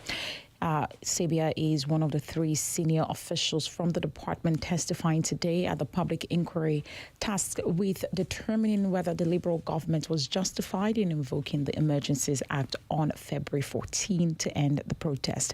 He told the commission the country's economy was at a very, very fragile moment when the Freedom Convoy protest began in late January due to lingering effects from the ongoing COVID-19 pandemic and shifting dynamics in global trade. The Rideau Ferry Bridge in Larnach County will be closed next Thursday between 8 a.m. and 5 p.m. The closure is to allow contractors prepare for the winter shutdown and the reopening of the north lane of the bridge. Now, workers are replacing the bearing at each end of the bridge and installing expansion joints before they can fully reopen the bridge for the winter season. Detailed signage will be in place during the closure between Highway 15 to Smiths Falls and Larnach County Road 43. And Elon Musk has issued an ultimatum to his Twitter employees. Musk has told staff they must respond to a notice by 5 p.m. if they want to keep their jobs. Their choice is to agree to stay with the company and expect to work longer hours or accept 3 months of severance and quit. Earlier this week, Musk let go of dozens of Twitter workers for being critical of him. City News time is 11:32. I am Damilola Unime. For news anytime, follow up online at ottawa.citynews.ca. The Sam Laprade Show continues on City News 101.1 FM and 1310 AM. So we're seeing a lot of people having difficulty becoming more sick, more often experiencing severe symptoms, and having more difficulty treating viral infections after having COVID-19. And I'm fascinated by this. We wanted to spend some time with Dawn Bodish today, Associate Professor at McMaster and a Canada Research Chair in Aging and Immunity. Hello, Dawn. Hi there. Thanks so much for having me. Oh, it's my pleasure. This is something I thought this was just my imagination. So walk me through this. What's happening? Well, there's more that we don't know than what we know. So let me walk through what we know and then highlight what we don't know. So what we know is that hospitalizations for infections, including influenza, a virus called RSV or respiratory syncytial virus, COVID, and other infections are extremely high, especially among children.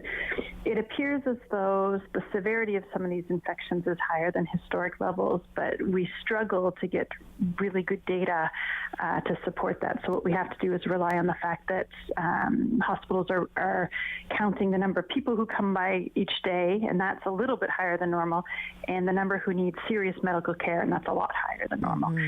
And then the question becomes why? And I think there's 3 or 4 reasonable theories.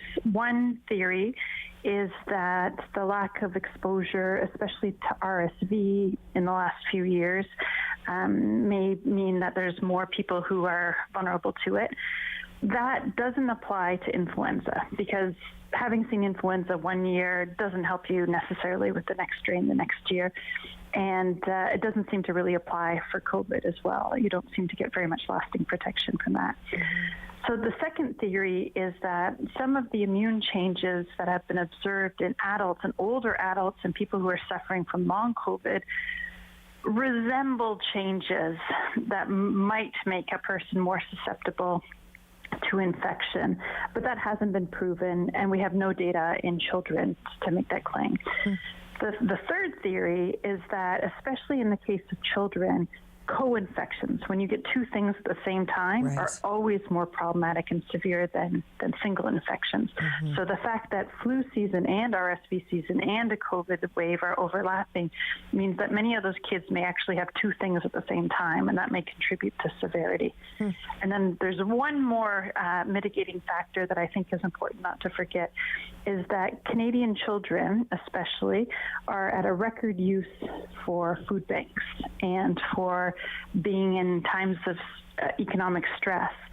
And there has always been a link to our health and our ability to fight an infection, our ability for parents to take time off work and stay home with a sick kid, et cetera, with the economy. So we can't overlook the social aspect of infectious disease as well. Well, Dawn, I would have never thought about that, to be honest with you. I mean, this is why we call you. Let me ask you this. You know, I always believe in looking back, and we learn a lot, obviously. When you look back, and I don't know if you've looked back this far to 1918 and the Spanish flu and all of that, was that reminiscent of what happened then as well, the challenge that we're seeing today? Or are we just seeing this with this particular pandemic? Yeah, certainly. So actually, one of the things that people don't realize about that past pandemic is influenza killed a lot of people, but the infections that came after influenza killed even more people. And one of the things that was interesting about COVID is it didn't seem to be linked so much with this period of real susceptibility to bacterial infections afterwards, but influenza certainly is. And again, that speaks to the problem of dealing with this in kids, is sometimes they might recover from the influenza at home, but then be really susceptible to a bacterial pneumonia that comes after that. And that's always been a factor in hospitalizations that are not caused by influenza, but are certainly triggered by influenza. I guess the last thing, the one advantage that we have over the flu pandemic is we know how absolutely essential it is for pregnant women to get vaccinated for influenza, to give their babies some protection in the first 6 months of life. But unfortunately, due to all the disruptions in our healthcare system, lots of challenges around vaccination, we know that pregnant women are not getting their influenza and COVID vaccines at the rate they need to protect those really young babies. So that, we know, is another factor for those really, really young kids who are getting admitted. Interesting. And, you know, as I think about, children, as we've talked about, obviously seniors, there is a lot of people struggling right now, and we've been warned from a lot of different doctors that we're heading into a really tough couple of months. What does that look like from your perspective? Well, I think one of the things that has always been the case is there's a big transfer of infections from kids to grandparents over the holidays. And so from an infectious disease perspective, Christmas is just around the corner, and that's really problematic. If we were all to do a really abrupt, everyone started masking right now, everyone went out and got their flu shot, all those pregnant women got their flu shots, we started really protecting, we'd have a much better Christmas season for older adults because those infections wouldn't be transferred. So I'd really encourage people to think about vaccination as a family affair. Grandma and grandpa are actually probably going to get their flu shot because most older adults do. But unlike the COVID vaccines, which work pretty well in older adults, the flu shot's a little bit hit and miss. So you want to make sure your whole family is vaccinated so you don't spread that infection to grandma and grandpa, and really think about not going and spending time with grandma and grandpa if the kids have any symptoms or things like that. We don't want to see what we're seeing now in pediatrics really become an issue in adult, and that consistently happens after the holiday season. Yeah, such a good reminder for sure. My next question was going to be about masking. When you're heading to the grocery store, are you masking? I absolutely am. I just feel so much social responsibility. I can't, as a parent myself, I cannot imagine the pain and heartbreak for all those parents with young kids who aren't getting the speed of the treatment they need. And I think as a society, I wouldn't be able to live with myself if I were a contributor to that. So not only does it protect me, but it helps keep my community safer and helps take the burden off all those poor working parents who are dealing with not enough fever suppressants and then the risk of these children being hospitalized.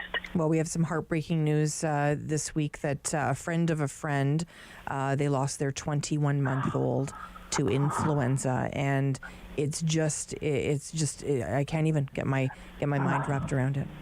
Any loss of life due to a vaccine-preventable infection hurts a lot.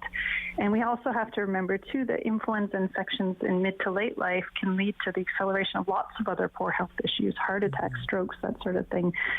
So honestly, it breaks my heart when I hear about somebody who's had their life permanently altered by an infectious disease that we can prevent through vaccination. So I'd really encourage your listeners to do the right thing. Let's stay in touch, Dawn. Absolutely. Take care. Dawn Bowdish joining us today, Associate Professor at McMaster, also a Canada Research Chair in Aging and Immunity. Really appreciate her perspective today. Speaking about kids, we're heading to CHEO Foundation right now to speak with Steve Reed, their president. Hi, Steve. Good morning, Sam. How are you today? Good. We know it's never been more important to step up and make sure that kids have what they need at CHEO. And you have a big deadline for the Dream Lottery tomorrow. We do. This is our last and our largest of the early bird deadlines associated with our Dream of a Lifetime lottery. So tomorrow night by midnight, those who have a ticket by that time will be eligible for a $250,000 early bird prize. Wow. That's a lot of money. It is a lot of money. Tell us a little bit about the lottery if somebody doesn't know about this lottery, which I can't imagine anybody does, but let's just play devil's advocate. If people don't know about the Dream Lottery, give us a sense of the lottery as a whole. Well, thank you. No, it's a campaign that we run that's actually our biggest fundraiser of the year, and it's a really well supported public campaign because of the prizes. We've got a dream home out in the Arcadia community in Canada. It's a beautiful big Minto home, 4,600 square foot home that is just beautifully decorated by Tanya Collins, our designer, and furnished by Lazy Boy, and it's part of a prize package for the grand draw that's just under $3.5 million. So a really nice prize, and we've had a series of early birds leading up to this last one that we were just speaking of that is for those that have a ticket by tomorrow night. And Steve, remind us where all the money goes. Well, one of the things that's really nice about proceeds from a lottery is it's what we call unrestricted funds. So it allows us to sit down with CHEO and with the Research Institute and with Roger Nielsen House and plan with them, the areas of most urgent need, and we can work with them to determine how the proceeds from a fundraiser like this can best support them, especially in challenging times like they're in now. Absolutely. It definitely has been challenging for so many families, and every time I hear about that challenge, I think about how hard the foundation team is working. What does it look like heading to the end of the year and trying to inspire not only people to buy those lottery tickets, but those gifts? I think about Giving Tuesdays right around the corner, Steve. Right, and we're always amazed at how remarkably generous our community is, and I think what we're seeing and hearing in the news these days is it just reminds everybody of how important it is to support those that are on the front lines working so hard in very, very challenging circumstances to provide safe care for the kids, and it's an important message, I think, to them when we see the community supporting the Dream of a Lifetime Lottery or any of the other fundraisers for that matter. It's a very important and powerful message to them that the community is behind them, and they do hear that message and they do appreciate it. Absolutely. Well, I'm going to brag a little and say I already have my tickets. I got my tickets a long time ago because I wanted to make sure that I was supporting this lottery and being part of this community initiative. Thank you so much, Steve, for joining us today. Well, thank you for your support, Sam. I really appreciate it. Always a pleasure. Steve Reed spending time with us today. CHEO president, of course, CHEO Foundation president. Stay with us here on City News.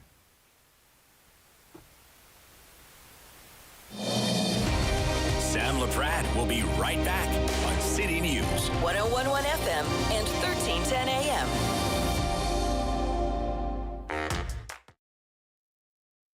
Every year, dozens of Canadians are killed or seriously injured because they take risks around railway tracks. Talk to your loved ones about rail safety. Visit stoptracktragedies.ca.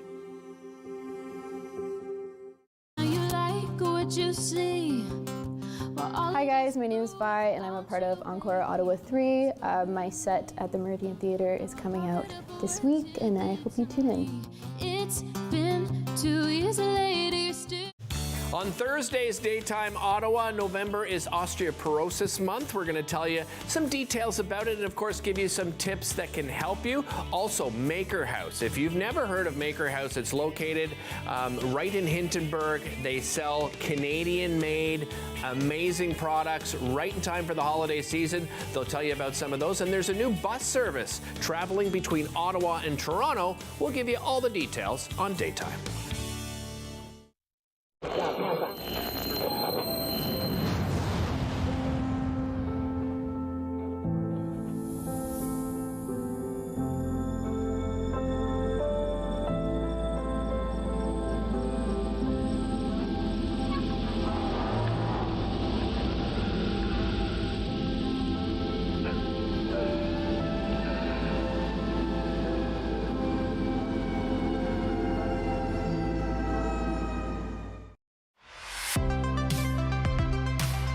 After a 2-year hiatus, we are back with brand new episodes of Celebrate Ottawa starting this fall. We showcase remarkable people highlighting the city's diversity in arts, culture, sports, and nature. We will show you features that will entertain you and will even teach you new things. Join me, your host, Lila Grind, as we explore and celebrate Ottawa.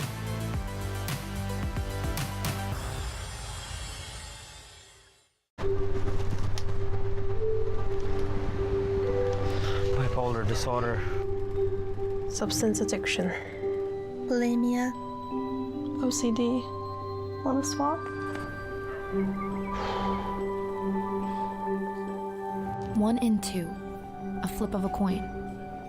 That's the same chance we'll experience a mental illness by the time we're 40.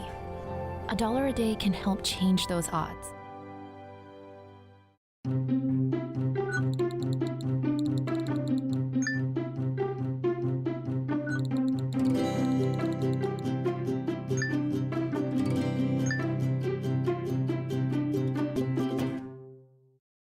Play 4 games of bingo from the comfort of your own home each Monday at 7 p.m. for your chance to win money from our $2,000 regular bingo or $5,000 super bingo night. Kiwanis TV Bingo, Mondays at 7 p.m. on Rogers TV. News on City News. 101.1 FM and 1310 AM. Well, it's one of my favorite times of the week. It's when I get caught up with Eric Alper, publicist and music commentator at that Eric Alper on Twitter. Hi, Eric. Hey, how are you? Good.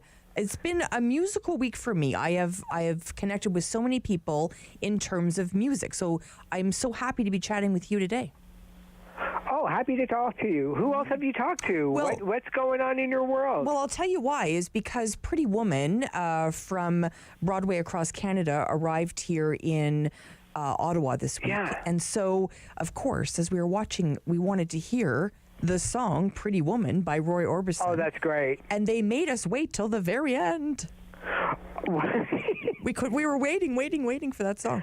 Wow. And I was talking with a friend about how much, we hear a song and it just brings us back, right, to a moment in time. And we all sang along with that song, and it unifies people. Eric, yeah, right? for sure. And that kind of leads into this topic, which are artists that have taken now a very, very long time since their last album. Mm-hmm. Some aren't even going to do it, and some are completely fine with riding on the crest of their biggest songs, being a nostalgia act, which is kind of, obviously Roy Orbison isn't around anymore. Right. But, when you kind of go through some of these artists, they're still keeping busy. But, maybe we might have heard the last new material from these artists. Okay, so start me off. Who are we talking about today? Okay, so let's start off first with Aerosmith, because they're actually in the news today. Their last album came out on 2012, and the album was called Music from Another Dimension, and they've still kept really, really busy. In fact, today it was announced that they just donated their vehicles to the Red Cross to assist hurricane relief. There's a bunch of Chevrolet Silverados that are going to be used now for hurricane relief thanks to the Red Cross. So even though that they've kept really busy with their Las Vegas tours, we haven't had a new album to talk about in over 10 years. Right, and it's so funny because I was looking to Vegas to see what artists were coming. I'm going to be taking my mom. I'm going to, I guess maybe I've ruined the surprise now, but if she's listening.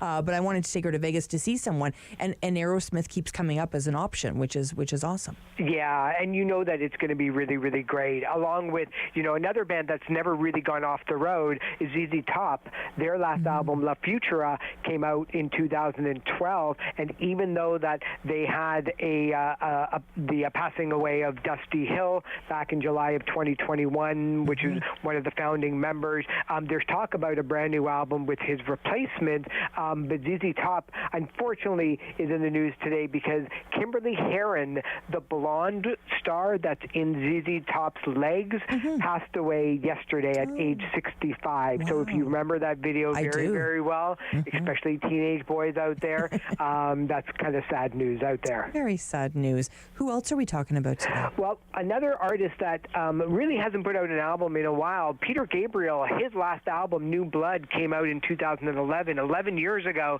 and it was just announced earlier this month that he's going to have a worldwide tour in 2023 that will be a must-see, and he's got a brand new album coming out next year called I.O., so we may not be able to talk about the longest albums, wait by this time next year. Hopefully we'll get a new album from Peter Gabriel.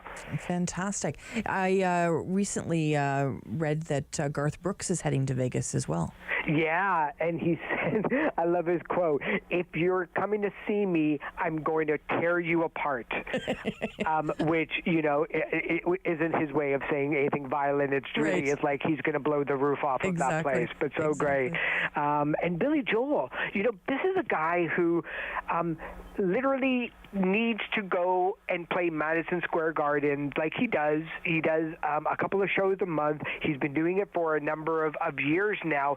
shells out every single time. It's like his residency. Right. It's funny when people talk, especially in Ottawa, about I'm playing the Rainbow in a residency, and it's like that's cool. Billy Joel's residency is Madison Square Garden, but he hasn't had an album out now for 29 years. His last one was called River of Dreams, and it came out in 1993. And when asked about it, he just said that he just doesn't know what to write about. He's not as good as he used to be, and used to have it easy writing songs, so he doesn't want to put out something bad for the fans. He just refuses just to put out a new album. Oh, that's so interesting. That's so interesting. Because I often wonder, if you've had a lot of great hits, are you nervous to come out, whether it be 5-10 years later, and then they go, well, maybe they aren't that great? Oh, you're right? terrified. Yeah, exactly. You're absolutely, it haunts you every single day. Yeah. I've talked to enough artists where even after they write their biggest hit, or they write a song and then it becomes their biggest hit, they're still terrified that that's it. Like, the well is going to dry up. They're never going to get that spark again. They forget everything of what they learned on songwriting, and they just have to wait and wait and wait and just let it come. And if you're somebody like Fleetwood Mac, who is probably as more popular now, it seems, like back in the 70s, I know that they were massive, selling 35 million records, but it's a whole new generation that just adores them. They haven't had an album out in 19 years called Say You Will back in 2003, but talking about the whole, haven't found a muse. All of those members have kind of released solo albums, including Stevie Nicks and Lindsey Buckingham, but they just all can't get together anymore because of the infighting, the touring, and they just make way too much money doing what they do now, rather than kind of, maybe kind of soiling their history a little bit, because nobody wants to put out a bad album. Right, absolutely. It's funny, on Saturday I was kind of running errands and stuff, and I just threw on my Fleetwood Mac t-shirt. I had more people stop me about that t-shirt. I couldn't believe it. I was like, it's just a t-shirt, but it's amazing how much they still, resonate with people. Yeah, because they're just like, oh, who's that cool woman over there? Well, I doubt that, Eric. Buying oatmeal. Yeah, exactly, buying oatmeal with her Fleetwood Mac t-shirt on. Who else do you want to chat about today? Yeah, well, the Black Crowes haven't put out an album in 13 years, even though that they finally got back together again. The brothers Chris and Rich Robertson basically hated one another since birth, and since they were able to fight one another back at the age of 2 years old, they have. And so they instead decided to go out on a 30th anniversary of their debut album, Shake Your Moneymaker, last year, and parts of this year too, but it's been 13 years since they put together an album, even though that they are slowly talking about getting back together in the studio again. Wow. And this week, of course, we've seen a lot of news about Taylor Swift. A lot of Swifties upset, right? Yeah, it turned out that they had a little bit of problems getting tickets. And who would have thought that 17 gazillion people all trying to go on the same website at the same time for 25,000 tickets per venue would actually cause problems. But that's what happened. They actually crashed the Ticketmaster website, probably for the first time in years since I heard of something like that. And in fact, the pre-sale dates for Taylor Swift's American tour had to be changed because so many people couldn't get on the website, and it's just look, it's still the best way of how to get tickets. I don't mind the surging of prices. It's supply and demand, and people just have to realize in a couple of weeks when Taylor Swift announces her Canadian tour, and crossing fingers for an Ottawa show, that there's going to be a lot of people that are going to want to go, not just you and I. Exactly, absolutely. I know it'll be a hot ticket for sure if she ends up coming to the capital, or like you say, anywhere. I mean, I find a lot of people from the capital, even if they don't come to Ottawa, will travel to Montreal, Toronto. Well, I traveled to Syracuse to see Elton John, right? Right. So and people Paris do travel for the Stones, and Paris for the Stones. You've got a great memory, Eric. I do. You got me that amazing T-shirt that I just wore this week. So that's kind of cool too. That's and yeah, awesome. it's one of those things where you just nailed it. It was like, it's not just those people who want to see her in Ottawa. It's people that are so much willing to travel across cities and provinces and states to kind of make it an event. And look, she's the biggest star in the world. We're going to see this when Drake announces his tour next year. We see this every time Guns N' Roses or the Eagles announce a tour. So this isn't surprising, and unfortunately, I think it's something that we all have to get used to with trying to get tickets for a show and the extremely high prices. For Taylor Swift, there's somebody selling tickets right now for $93,000 US for a pair of tickets. Doesn't mean he's going to get it, but it's just, he's just waiting for that one person that's just like, do I pay my rent for 5 years or do I go spend 3 hours with Taylor Swift? Wow. Okay, now you rarely leave me speechless, Eric, but you've left me speechless today. Thank you so much. I love this segment with you every week. Thank you. Thanks so much for having me, Sam. We'll talk soon. I look forward to it. Eric Alper spending time with us today, publicist and music commentator. We love chatting about all things music. You can catch him at that Eric Alper on Twitter. He's always fun to connect with on social media as well. He asks some great questions and therefore he gets some fascinating answers. When we come back, it is Lunch with Sam, Sherry Lynn Starkey, Peter Tilley. You'll want to be here on City News. Sam Laprade will be right back on City News. 101.1 FM and 1310 AM. Hello, I'm Jim Deeks, host of Canada Files. I hope you'll join me each week for interesting and informative discussions with some of Canada's most impressive people. We're in infinity. Hi, my name is Isabel. I'll be performing as part of Encore Ottawa 3. I hope you can tune in and catch it on Rogers TV. I'm Wendell Clark with a word about winning. We all know it takes a team effort in any sport and with any challenge. You can be a part of the winning team that shuts out impaired driving. Whether you're out on the town or just hanging out with friends, drink responsibly. Always have a plan for a safe ride home for yourself, your family, and your friends. You'll be helping to shut out impaired driving. Visit ArriveAlive.org to find out more. Arrive Alive. Drive sober. Here we go.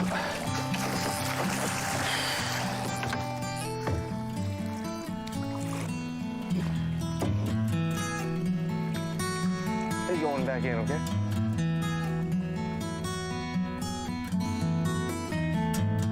It's a new season of The New Fly Fisher on Rogers TV.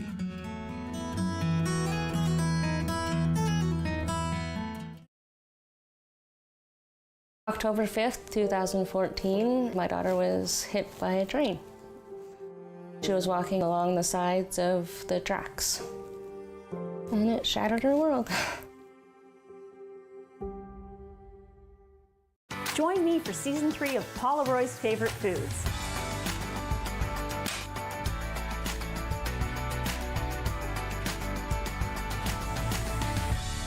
Whew, that was a lot. I think I need a nap. This is City News. CIWW 1310 AM in Ottawa. And CJET 101.1 FM in Smiths Falls and the Valley. Number 1 for local news, traffic, and weather for Ottawa and the Valley. This is City News 101.1 everywhere. It's Thursday, November 17th. Good afternoon. I am Damilola Unime. Right now in Ottawa and in Smiths Falls, it is -2. And here's what's making news in Ottawa and the Valley. Finance officials and the Prime Minister's National Security Advisor are testifying today at the inquiry into the use of the Emergencies Act to clear out convoy protests earlier this year. City News parliamentary reporter Cormac McSweeney has the story. The Finance Department's top civil servant says the economy was at a tipping point when the convoy protest began and border blockades went up at sites like Windsor and Coots, Alberta. Michael Sabia, the Deputy Minister of Finance, says they were immediately concerned about the demonstrations because it was a time when Canada was trying to talk the White House out of its Buy America policy for electric vehicles, and they were worried about what this might mean for trade. So if we had not succeeded in doing that, then the particular consequences of that for the central Canadian-based automotive industry would have been, very, very serious. Evidence shows the department estimated the blockades were costing our economy up to $56 million a day. On the freezing of bank accounts, officials say the department and government did not decide which accounts to freeze. It was up to the RCMP to notify banks about people involved in the protest. Later today, we'll hear from the Prime Minister's National Security Advisor, Jody Thomas. Emails already and evidence show she believed the convoy was a threat to democracy and the rule of law. Cormac McSweeney, Parliament Hill. With the weather forecast for Ottawa and the Valley, here is City News meteorologist Jill Taylor. Well, these cold temperatures hanging on, and we may have a few more flurries in spots today. The guaranteed high just -1. The average high is +4. -9 for the low. Could get some flurries tonight and again for tomorrow morning, but we'll climb to +1 tomorrow. Highs on the weekend, 1 Saturday, -1 Sunday. Could get some more flurries. For today, the guaranteed high, -1. City News time is 12:02. The healthcare system, including CHEO, is tied up in knots right now. What's the situation like in Renfrew County? City News reporter Chris Curries has the details. It's about a week behind, so not like where CHEO's at, but getting there, says the acting medical officer of health, Dr. Robert Cushman, who tells Wake Up with Rob Snow that influenza is back and they are having trouble dealing. In the sort of the school-aged population, we're seeing actually more influenza than RSV. So it's this so-called triple threat we're seeing. He explains that COVID is actually third on their list right now of most common issues, and says the biggest reason for this is a lack of staffing, either in hospitals or even in long-term care homes. I mean, the nurses, because of shortages of staff, they've been asked to work overtime, and that they just can't keep up at that pace. Chris Curries, City News. City News time, 12:03. With the first snowfall of the season yesterday, Ottawa Fire Service was out and about in the city responding to a lot of collision calls. Between 6 a.m. yesterday and 9 p.m., we responded to 42 motor vehicle collisions. To explain it, we respond to motor vehicle accidents that have injuries. So we get our motor vehicle accident calls from the Ottawa Police. We respond to ones that have injuries or possible injuries. Nick DeFazio is with the Ottawa Fire Service. He shares some advice to keep you safe on the road this winter on the Sam Laprade Show. They include being up to date with the weather of the day, drive to the conditions, and the most important advice, clean all of the snow on your vehicle, especially on the roof. Hydro Ottawa's report into the derecho May long weekend shows burying some strategic power lines is being considered. The cost of the windstorm during the May long weekend is almost $24 million, slightly lower than the city estimate back in September. And the storm damaged or destroyed 540 power poles. Hydro Ottawa also says it is working on better communication strategy in preparation for the next major weather event that disrupts its service, including text messages and an improved outage map. I am Damilola Unime. For News Anytime, follow up online at ottawa.citynews.ca. Connecting you and your community. This is the Sam Laprade Show on City News. 101.1 FM and 1310 AM. Well, thank you so much for having lunch with me today. It is Lunch with Sam. We've invited a couple of people to the table today to have a feast on these news stories today. You're probably talking about some of these as well. We wanted to invite to the table Peter Tilley, CEO of the Ottawa Mission, and Sherry Lynn Starkey, social media expert, and the host of 50 Women Over 50 podcast. Welcome to you both. Hi, Good afternoon.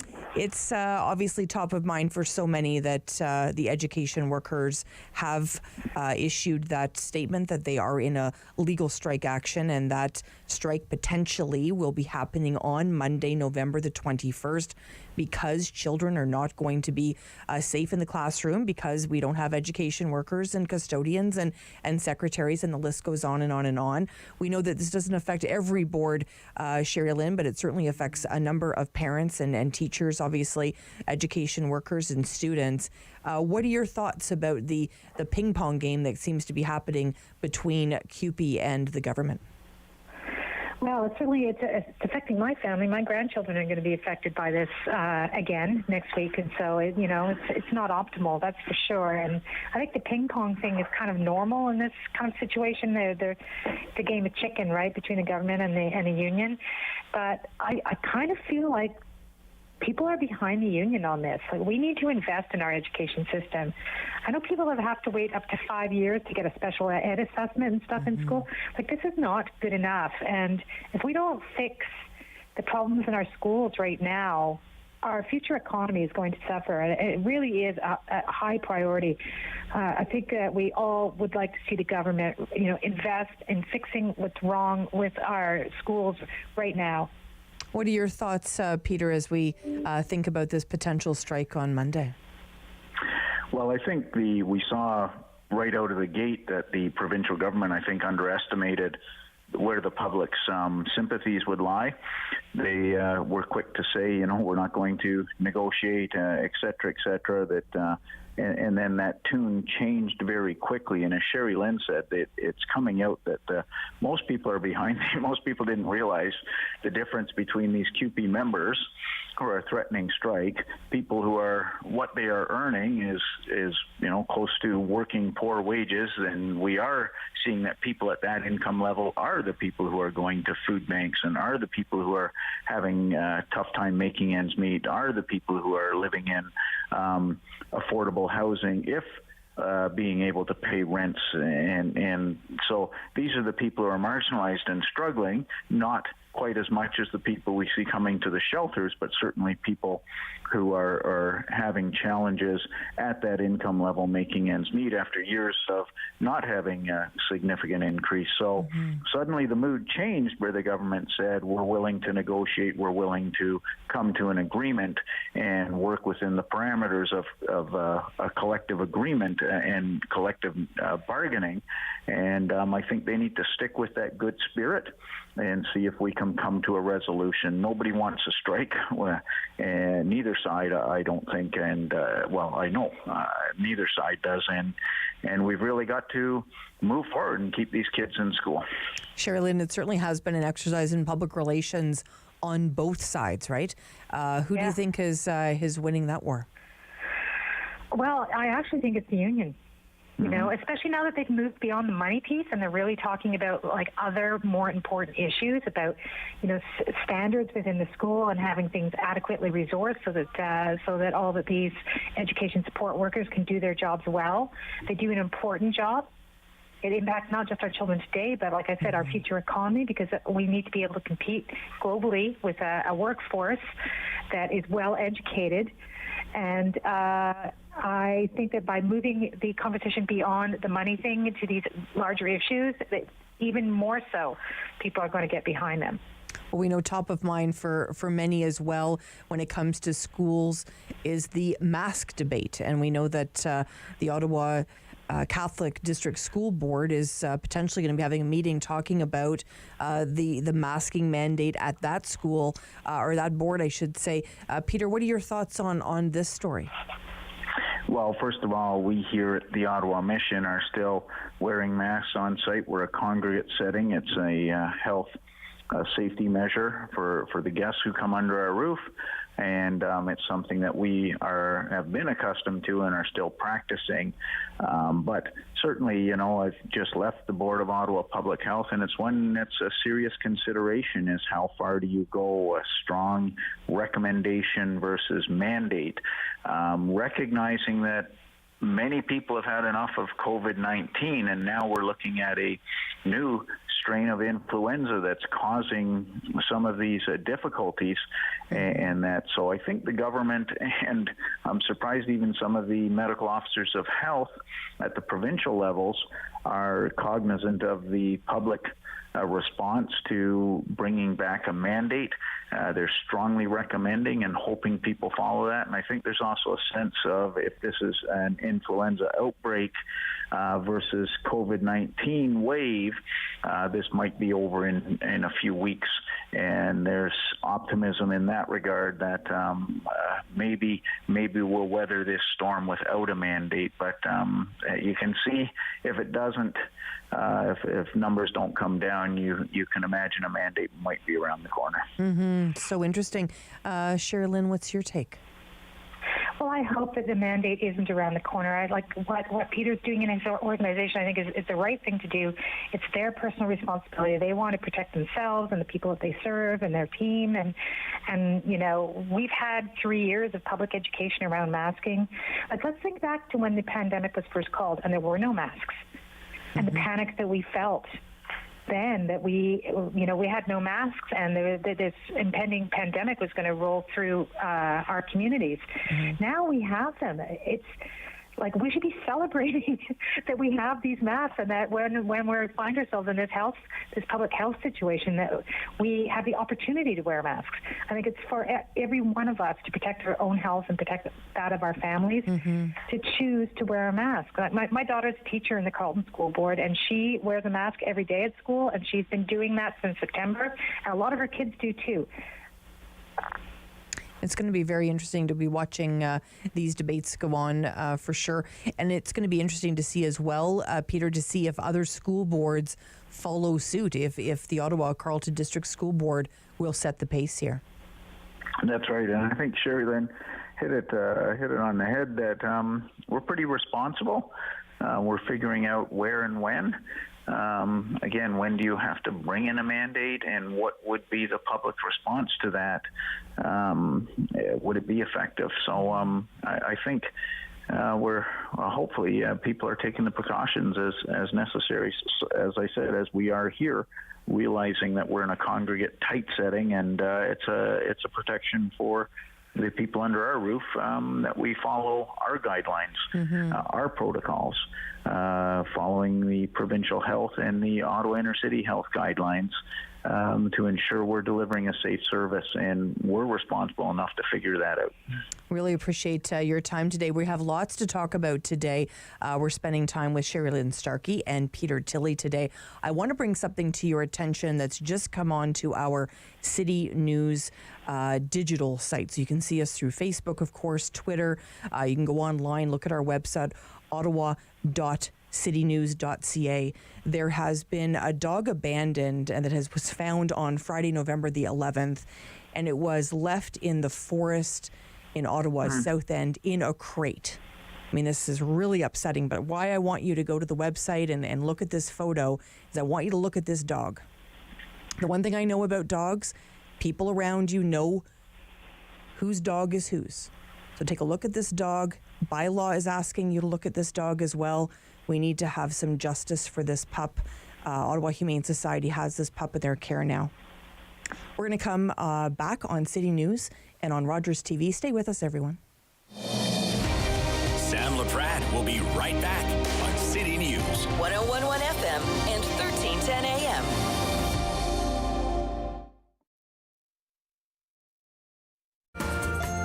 Next time on Simply Cooking by Chef, we're going to be making creme brulee, a risotto with wild-caught salmon, lemon, and fresh herbs, and my favorite mista salad.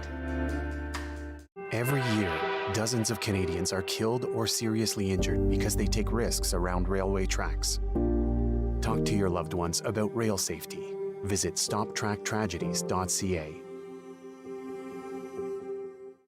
Do you worry about how much someone drinks? Do you feel angry or depressed most of the time? Do you feel neglected or unloved? Do you feel that if the drinker loved you, she or he would stop drinking? If you answered yes to any of these questions, you are not alone. Not everyone trapped by alcohol is an alcoholic. Families and friends are suffering too. Al-Anon and Alateen can help. Call 1-866-200-0223 or visit alanon.org/help. We fought our way through Italy and then headed for Amsterdam, sweeping for Germans along the way. Our worst fear was to catch a bullet in these last hours of the war. I was 15 when the Nazis invaded the Netherlands. More than 100,000 Dutch Jews never came home. Our men were put into forced labor. By 1945, we were starving.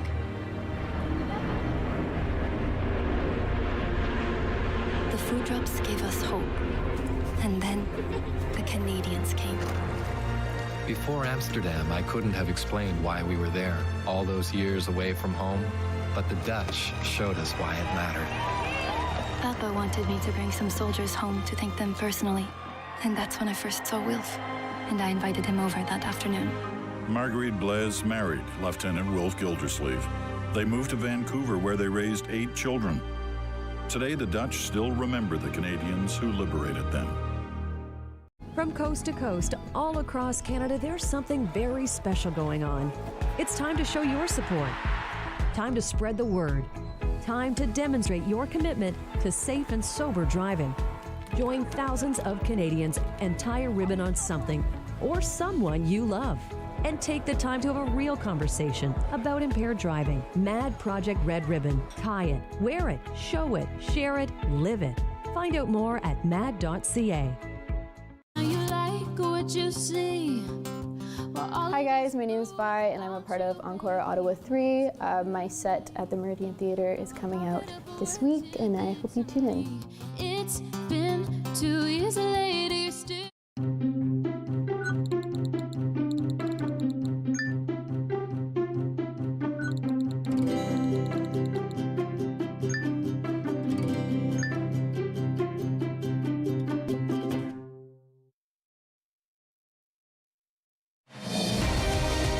Laprade Show continues on City News. 101.1 FM and 1310 AM.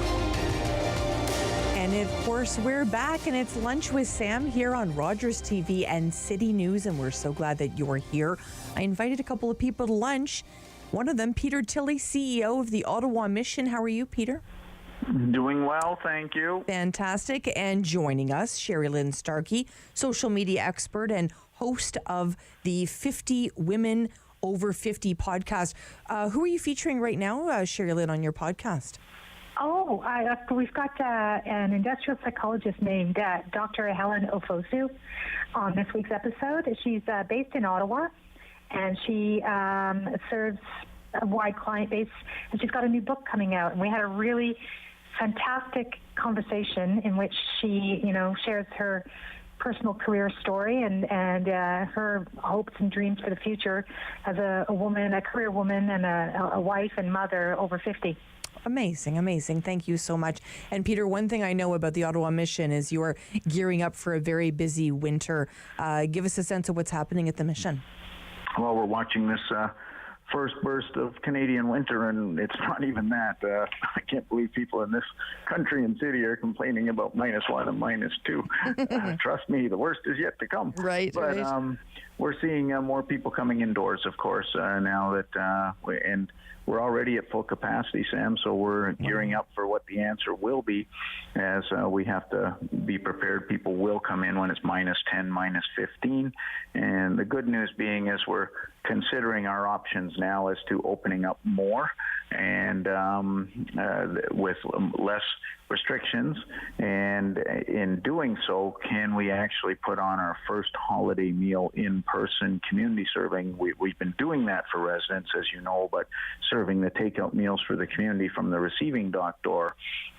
We're actually just gearing up now to see if we can put on a full regular Christmas dinner with the new city councilors, the new mayor, media celebrities, and others here invited to serve and wait on our guests as we have in the past, where they will line up around the block, not to come to a receiving dock door for a takeout meal, but to be greeted and brought in to sit down and have a Christmas dinner, as we have before. We're very close to making that decision to move ahead with that. So good, bright times ahead if we can actually put that on here in Ottawa. That'll be a nice thing to do. That's fantastic. Well, we're all having, sort of lunch together today, but I would love to see our new mayor, Mark Sutcliffe, have lunch with our new police chief, of course, Eric Stubbs. Can you imagine what would happen at that lunch table, Sherry Lynn?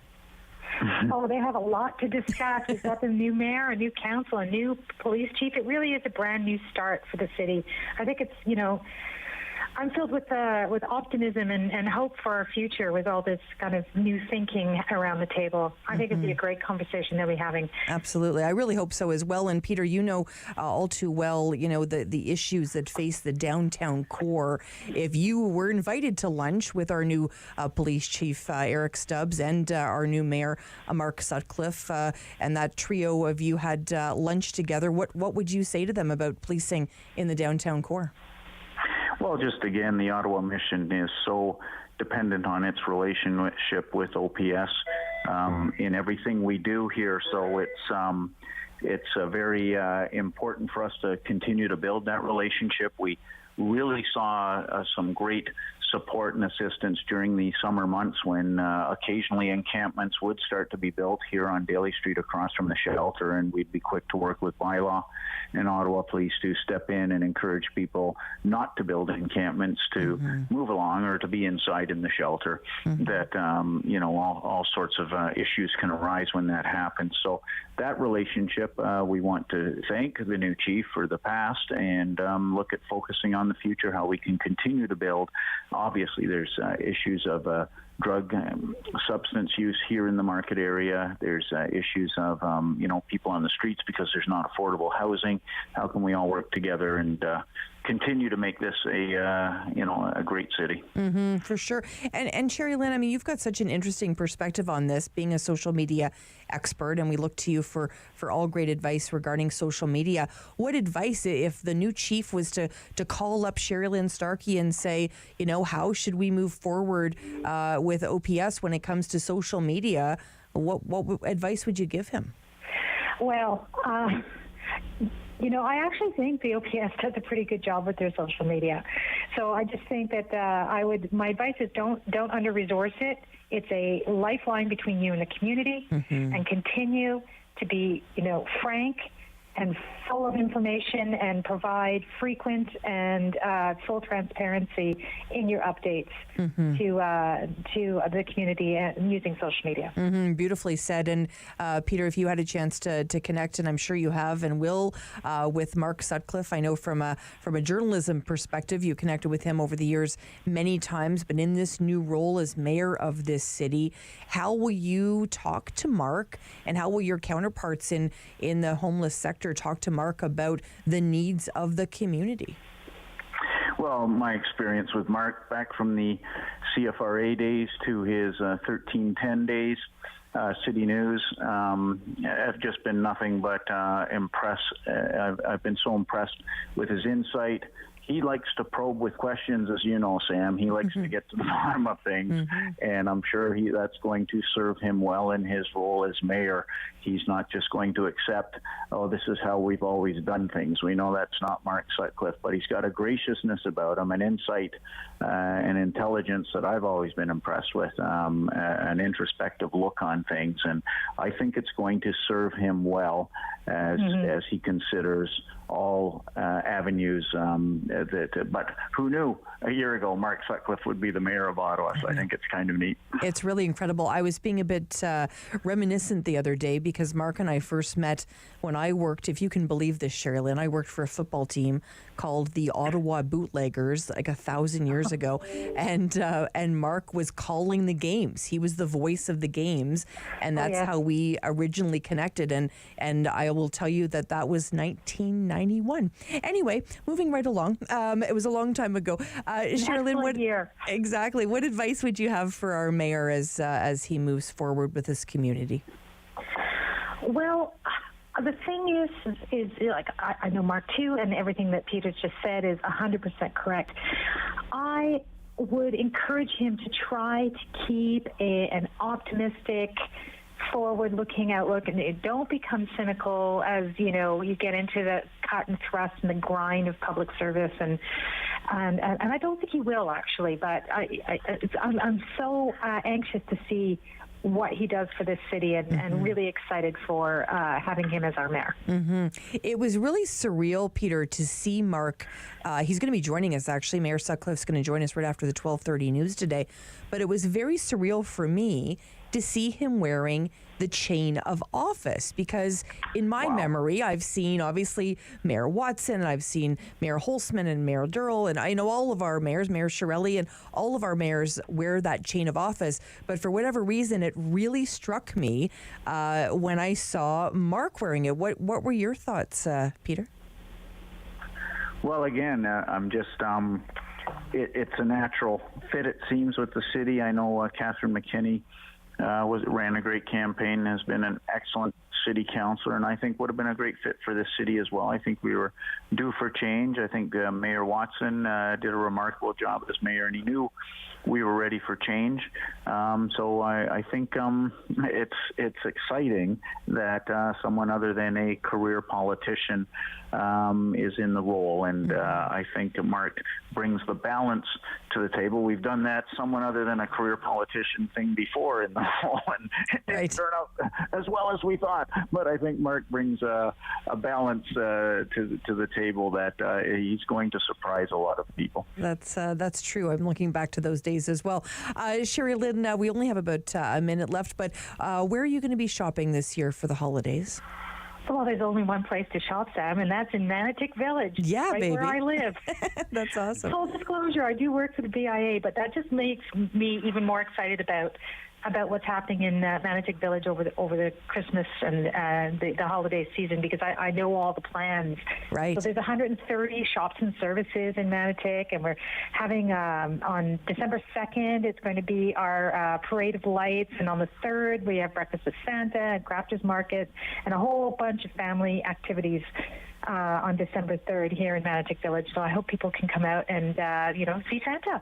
And that sounds fantastic. Where are you heading, Peter? Where am I heading? Sorry, Peter. Where are you heading, Peter, to do your shopping? Well, it sounds like I'm going to Manitic Village because I want to have breakfast.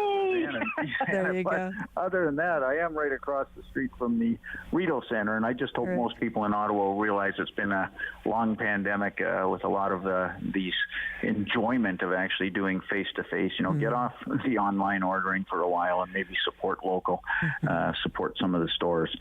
Very important. They have a big Christmas season, so they'll be around January and February when we'll want them as well, too. Beautifully said. Thank you so much for spending your lunch with me, Sherilyn Starkey and Peter Tilley. Thank you both. Thank you, Sam. Thanks, Sam. Nice chatting, Sherilyn. Always a pleasure. Yeah, nice talking to you, Peter. And we're not even giving Mayor Sutcliffe a lunch today. We're going to be chatting with him on his lunch today. When we come back, Mayor Mark Sutcliffe will be on City News. Sam Laprade will be right back on City News. 101.1 FM and 1310 AM. Play 4 games of bingo from the comfort of your own home each Monday at 7 p.m. for your chance to win money from our $2,000 regular bingo or $5,000 super bingo night. Kiwanis TV Bingo, Mondays at 7 p.m. on Rogers TV. Hello, I'm Jim Deeks, host of Canada Files. I hope you'll join me each week for interesting and informative discussions with some of Canada's most impressive people.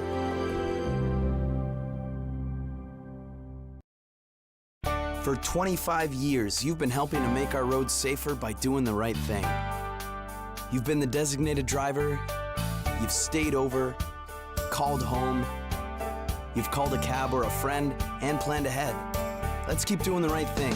Support sober driving by getting yourself and your friends home safely. Do the right thing.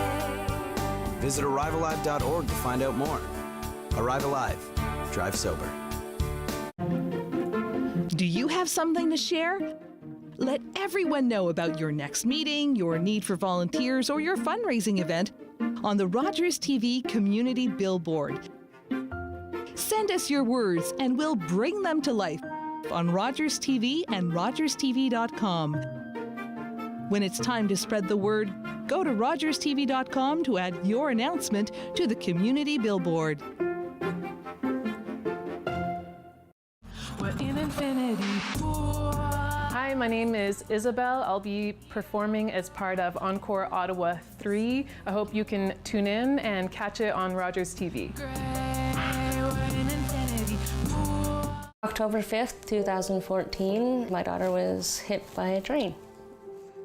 She was walking along the sides of the tracks, and it shattered her world.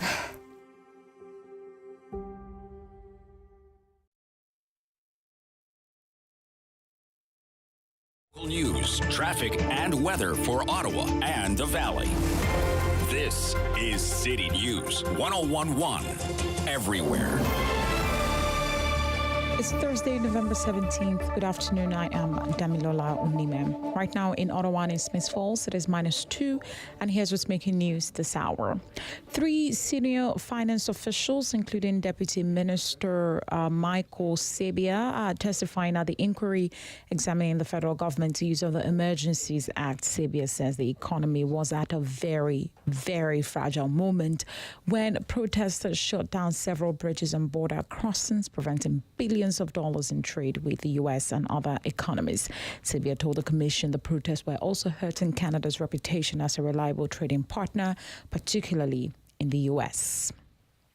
The Rideau Ferry Bridge in Larned County will be closed next Thursday between 8 a.m. and 5 p.m. The closure is to allow contractors prepare for the winter shutdown and the reopening of the north lane of the bridge. Now, workers are replacing the bearing at each end of the bridge and installing expansion joints before they can fully reopen the bridge for the winter season.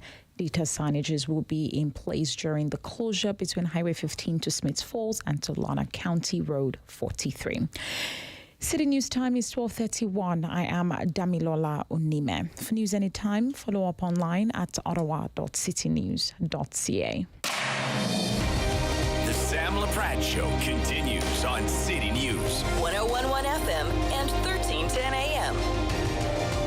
As promised, we're going to be speaking with Mayor Mark Sutcliffe in a few minutes, so you'll want to stay with us. But first of all, we want to celebrate an anniversary. We want to celebrate a business anniversary because it is the business lunch. Elizabeth Kilvert joins me now, owner of the Unrefined Olive. Hi, Elizabeth. Hi, Sam. How are you? Congratulations. Thank you so much. So the one thing I know about business, if you've been in business for 10 years, you've weathered the pandemic storm, if you will, and you've been through all this, you're doing a lot of things right. So what is and how is the business of the Unrefined Olive?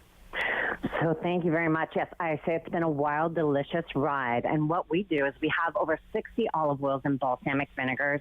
Very interactive, very engaged business. You used to be able to come in, to taste everything.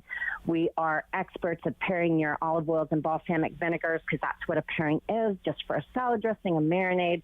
So whether you eat a rotisserie chicken in a bag salad or you are an accomplished home chef who loves truffle, we have something for everyone. And then sea salts and local products like jams and chutneys and jellies. So it's just a delicious place for giftables, for things to brighten up your cooking at home and make it really easy and simple. And we have the 2 stores in Glebe and Canada and then an online store, which is open all the time, of course. Okay, remind us where the one in the Glebe is. So we're just on 2nd Avenue, just off of Bank Street. And then in Canada, we're Terry Fox Drive, 499 Terry Fox Drive in Signature Center. They're both really easy, accessible locations with lots of free parking. And the Glebe store likes to say that they're funnier and more beautiful, but both stores will take excellent care of you. That's fantastic. I usually go to the Canada store, so that's usually where I've gone. The business of of olive oils and all the things that you just talked about. How do you stand out in a world where people can go other places to get these products? Why have a special store like this? Absolutely. And I think a lot of people say, they think that because it's something off of a grocery store shelf. But, our tastes change. And when you begin to have the good things, and I say like the good wine, the good chocolate, the good coffee, the good tea, you recognize that there is a difference. And not to demean other olive oils, but 75% of olive oils that are out there are actually adulterated, expired. They've been blended with other nut and seed oils. So this is premium extra virgin olive oil. We take great care in sourcing it. I'm an oleologist, one of a handful. So I taste it. It's like a sommelier for olive oil for the different taste characteristics, but also to make sure it is the best quality of olive oil. Our balsamic vinegars are aged minimum 12 to 18 years from Modena, Italy. So these are the real pure constituents, and when you taste them, you will automatically notice the difference in them, and you have that ability to taste them first, which is really nice. So we're getting things from the best producers, things that have won international competitions and global awards, but really, at the end of the day, it's what you like. I have never heard of an oleologist. I'm not even saying the word right. Help me. Say it for me. Oleologist. Oleologist. Okay, I'm going to let you keep saying it. I was formerly a marine biologist, so I always say marine biologist to oleologist. Oh, I love that so much. Yeah, a little bit of a career shift, a little bit of a transfer, but really we just have fun in the store, and we have things like fig balsamic and blood orange olive oil. And if you just put that on mixed greens with goat cheese, you've got yourself a beautiful, beautiful lunch. They also have really high nutritional values. So olive oils, polyphenols, balsamics, probiotics. So when you're getting the really good stuff, you're also getting premium nutrition, and that's something we're all trying to do these days as well. So Elizabeth, take me back to the day where you first say the words, and I'd love to know who you first said them to. I'm going to open up a store and I'm going to sell olive oil. Who did you first utter those words to? Well, I think I had a few little discussions with some business owners like around town, and I had this idea rolling around the back of my head. I was a federal civil servant, but I think I said it first to my husband and my parents in Halifax. And I said to my husband, I said, I'm leaving my government job, brush your teeth 3 times a day because I'm going to open an olive oil store. Because obviously we're losing our dental and pension. Right. And then I let my parents know, and I've been on lots of different journeys, and they just, it was kind of like a silence and like, all right, okay. I had always wanted to do something. I'm passionate about food, and I wanted it to be food that had a long history. Olive oil's been with us for 1,000 years, balsamic for 800 years. So it had to be nutritious. It had to be delicious. It had to be sustainable. It had to be environmentally equitable, fair to the farmer. It had to hit all those core values. And then, of course, my passion is food, because who doesn't want a business, an edible business? Mm-hmm. Absolutely. Now, are you, because of COVID, I'm just curious, obviously lots of restrictions, you were shut down, all of those tragic things. But what does it look like today? Because I remember going in before COVID, and I loved going in because I could taste stuff. But what's kind of happening now? So what's happening now is you can step into our stores, engage with us in conversation. People still aren't walking through the stores yet just because there's no advantage. We have all of our listings and a tasting menu. We do provide samples to people if they want to taste something. Mm-hmm. But as far as walking around in the stores, we're just not ready to do that yet. We just need to safeguard, like my team and everyone who's out there, for a little bit. So we said we didn't want to during all of this, because we were open and closed 5 times. We didn't want to go interactional to transactional, right? Mm-hmm. Buy it online. That'll be $14. That'll be $17. Mm-hmm. So we still have all of those great conversations. You get all of the knowledge, and you still have over 60 choices of beautiful olive oils, specialty vinegars, balsamics, etc. So right now you come in, you engage with us. We've got great conversations. We help you decide things. You can have a taste of something if that helps you to make your decisions. And that's what it looks like right now. And, I always talk about the fact that when you're a small business owner, you typically work 70 hours a week for yourself as opposed to working 40 hours a week for someone else, right? So when you sort of, started this business a decade ago, could you have seen yourself where we are today? Could you have seen that, I could do this for a decade? Wow, I think that's a really interesting question, especially right now, because, for everything that we've gone through in the last 2.5 years, it allowed us in some ways to get to know our customer better through online orders, like names what people's preferences were, and then have those conversations with them. And I think you see even online businesses returning to bricks and mortar, because that's where you're going to have that quality of service. And we say we're keeping quality hours right now, not quantity hours. I love that. But right now, labor shortage is real, not just for bricks and mortar, but for people picking olives off of trees, whether it be in Peru or Italy.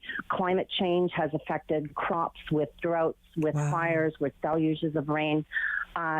Just with increase in prices, global glass shortages, like all of these things affect our industry. We're not putting up our prices. We're going to weather this out and see where we're at, and we're just going to keep on going. So right now is a really interesting time to do business, because it's about bricks and mortar. It's, it's about multi-channel marketing. Like, should we have virtual reality Oculus that people put on when they come into the store so they can pick olives, through virtual experiences? Like, it's a huge time to be exploring so many different places and channels, and really keeping an eye on numbers as a business person, while paying that great attention and care to the customer as well. It always breaks my heart, and I'll say right off the top, this has never happened at your place, but it always breaks my heart when I see a store like yours. There might be 1 or 2 locations. It's a dream of somebody's. You change careers and all that kind of thing, and you walk into that store, and it's very clear that the owner isn't there. if you know what I mean by that. So you sort of have somebody looking at their phone, they might kind of glance up at you because these stores are built on relationships, Elizabeth. They are. I mean, I know you know that, but how key is it when somebody, comes in again and you say, oh, hey, I remembered that you like, X kind of, vinegar, whatever it is. It is 100% word of mouth. It is 100% engagement experience. I take a great point of pride in the fact, like, I never called this Elizabeth's olive oil store, right? That's why I say we want to keep quality hours, not quantity hours. We want to have people who are really knowledgeable, who are kind, who are just considerate, who take great care of people. I always take it as a great point of pride that, like, who's in my Glebe store, everyone thinks he's the owner. Sam, who's out here, or Karen or Penny, who are out here, everyone thinks they're the owners. Sometimes people know I'm the owner, but they think that they're being taken care of by the owner because my team here, they take ownership in what they do because we just feel a tremendous amount of pride and we have fantastic customers. Well, and obviously you've been able to keep that staff as well, right? Yeah. Because we talk to people on the business lunch here all the time on City News, and they'll phone me and say, hey, Sam, can I come on and talk about the fact I'm desperate for talent. I'm desperate for people. Huge. Yeah. It's really a big deal. And, as far as business retention, like looking at whole packages, right? So, dental and medical, we offer that. We offer a living wage. So you do those sorts of things. It's a treatment. It's, we talk about building that business culture. But it's also like when your business is surrounding a passion like food, and you get to talk to people, and that's a very positive experience, then that helps a lot as well. But yeah, it is tough out there right now. It is tough. It is tough. Absolutely. This is one of the reasons we wanted to have something like the business lunch, really to have an opportunity to share your story, and maybe we've inspired someone to visit you for Christmas presents too. Thank you, and that's very much appreciated. As I said, it's word of mouth. It's working with your local communities. It's supporting, those great Ottawa charities that are out there. It's business owners referring each other and creating that community of support with one another. It's BIAs helping out. It's all of those collaborations, and Ottawa is really phenomenal at that. Absolutely. Well, I'll be in soon. Thank you so much, Elizabeth. Okay, thanks, Sam. Have a great rest of your day and enjoy the snow. Oh, thank you so much. Elizabeth Kilvert spending time with us today, owner of the Unrefined Oil. We're going to take a very short break. We are going to come back with Mayor Mark Sutcliffe. It's our first opportunity to chat with him, or certainly mine, to talk to him since he's been sworn in to lead our city during a very challenging time. He's got an interesting 4 years ahead of him. Let's have that first conversation with Mayor Mark Sutcliffe here on City News. Sam Laprade will be right back on City News. 101.1 FM and 1310 AM. Join me for Season 3 of Paula Roy's Favorite Foods.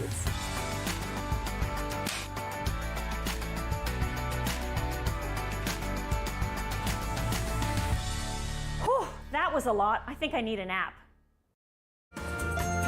Next time on Simply Cooking by Chef, we're going to be making creme brulee, a risotto with wild-caught salmon, lemon, and fresh herbs, and my favorite mista salad. On Thursday's Daytime Ottawa, November is Osteoporosis Month. We're going to tell you some details about it and, of course, give you some tips that can help you. Also, Maker House. If you've never heard of Maker House, it's located right in Hintonburg. They sell Canadian-made, amazing products right in time for the holiday season. They'll tell you about some of those. And there's a new bus service traveling between Ottawa and Toronto. We'll give you all the details on Daytime. Think it's okay to drive high? Think again. Drug-impaired driving is as illegal as drunk driving, and in Ontario, the penalties are the same. If police suspect you're driving under the influence of drugs of any kind, or a combination of drugs and alcohol, and you fail a roadside test, your license will be suspended immediately for up to 30 days. You'll pay a penalty of $198. And you can be charged with a criminal offense of impaired driving, the same as alcohol. Driving high is never okay. Hey folks, it's me, Giovanni Patini, the host of the RTV quiz show, the hottest show on television. It's the hilarious quiz show where you, the viewers, play for valuable non-existent prizes. It's got great trivia, fun facts, and a lot of laughs, all blended together in a perfect cocktail of edutainment. So join us Wednesdays at 7:30 right here on Rogers TV. Nice. What is it? Anxiety disorder. Depression. Clear. PTSD. 1 in 2. A flip of a coin. That's the same chance we'll experience a mental illness by the time we're 40. $1 a day can help change those odds and bring hope to those in need. Every year, dozens of Canadians are killed or seriously injured because they take risks around railway tracks. Talk to your loved ones about rail safety. Visit stoptracktragedies.ca. You like what you see. Hi guys, my name is Vi and I'm a part of Encore Ottawa 3. My set at the Meridian Theatre is coming out this week and I hope you tune in. It's been 2 years later still. After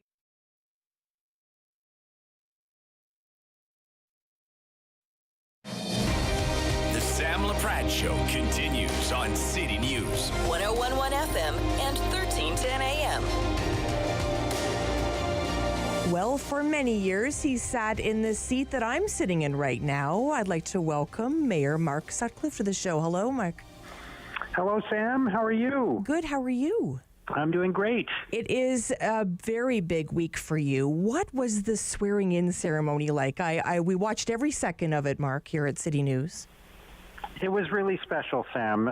It's such a great honor to be the mayor of my hometown, the city that I love so much, and that has been so good to me and my family. And it was just really special to take the oath of office and to have the chain put around my neck, and then to be there as the other 24 members of City Council were sworn in. Really excited to work with all of them, and there's 13 people who are returning to council with tons of experience and wisdom, and 11 new members of council that are bringing a wealth of experience from the community to serve the public, and I think we're all ready to serve and ready to work together, and it was a very special day. It's funny that you mentioned the chain of office because, I remember the days when people said to me, I'm hearing rumors that Mark's running for mayor. And I was like, really? And I always thought you could do the job. And I know, there's lots of people that have put their names forward to do this job. And there's, obviously we're grateful for everybody to do that. And I never doubted that you could do it. But I thought you were a very private person, right? We don't sort of see a lot of the personal side of you. And then, then you said, put your hand up and said, I am running for mayor. And I thought, wow, that was amazing. Obviously, we went through all the campaign and asked some tough questions and, all of that. And then, of course, you get elected, which was amazing. And then we see you have that chain around your neck. And that was the very first time, Mark, I'll be honest with you, from a personal level, because I've known you a long time, I really thought, wow, this is real. That was a real moment for me. And it was kind of a funny moment. I was like, what's Mark doing wearing Jim's chain, right? It seemed a bit strange to me. And I know that might sound a bit odd, but it was one of those moments I thought, wow, this is real. Well, there's a couple of things to that, Sam. Number one, I said to Jim Watson at the mayor's breakfast last week when I spoke, he invited me very graciously to be the guest speaker at the last mayor's breakfast while he was mayor. And I said, I don't know what's stranger, the fact that I'm going to be the mayor of Ottawa or that Jim is not going to be the mayor of Ottawa. Right. Because we've been, after 12 years, we've just been so used to Jim being the mayor of Ottawa. Right. But I'll tell you, Sam, one of the moments where it became real for me is that for the swearing in ceremony, they gave me a minute by minute kind of plan for the morning, and it laid out exactly what was going to happen.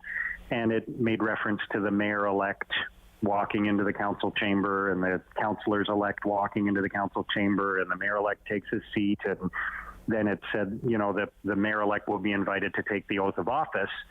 And then after that, it says the mayor will return to his seat. Wow. So I, in that moment, on this description of the event that I was given about a week ago, you see the moment where I go from being the mayor-elect to being the mayor. And that sort of made it feel real to me at that time. I have a really important question for you. Mm-hmm. Do you make the kids call you his worship at home now? No, I hate stuff like that. I know you do. I don't like. I've been telling everybody to call me Mark. Yeah. And some people still insist on calling me Mayor Sutcliffe, and it feels kind of goofy. But my son has been teasing me relentlessly by calling me his worship around the house, and I keep telling him to stop. I love it. It's so funny because somebody actually gave me heck yesterday because I called you Mark. I referenced you as Mark in a I think it was the lunch segment or something yesterday. Someone's like, you can't call him Mark anymore. I was like, that's going to be so strange. I'm not into fancy titles or even that's probably the last time in a long time you're going to see me wear the chain of office, to be honest. Yeah, no, I understand.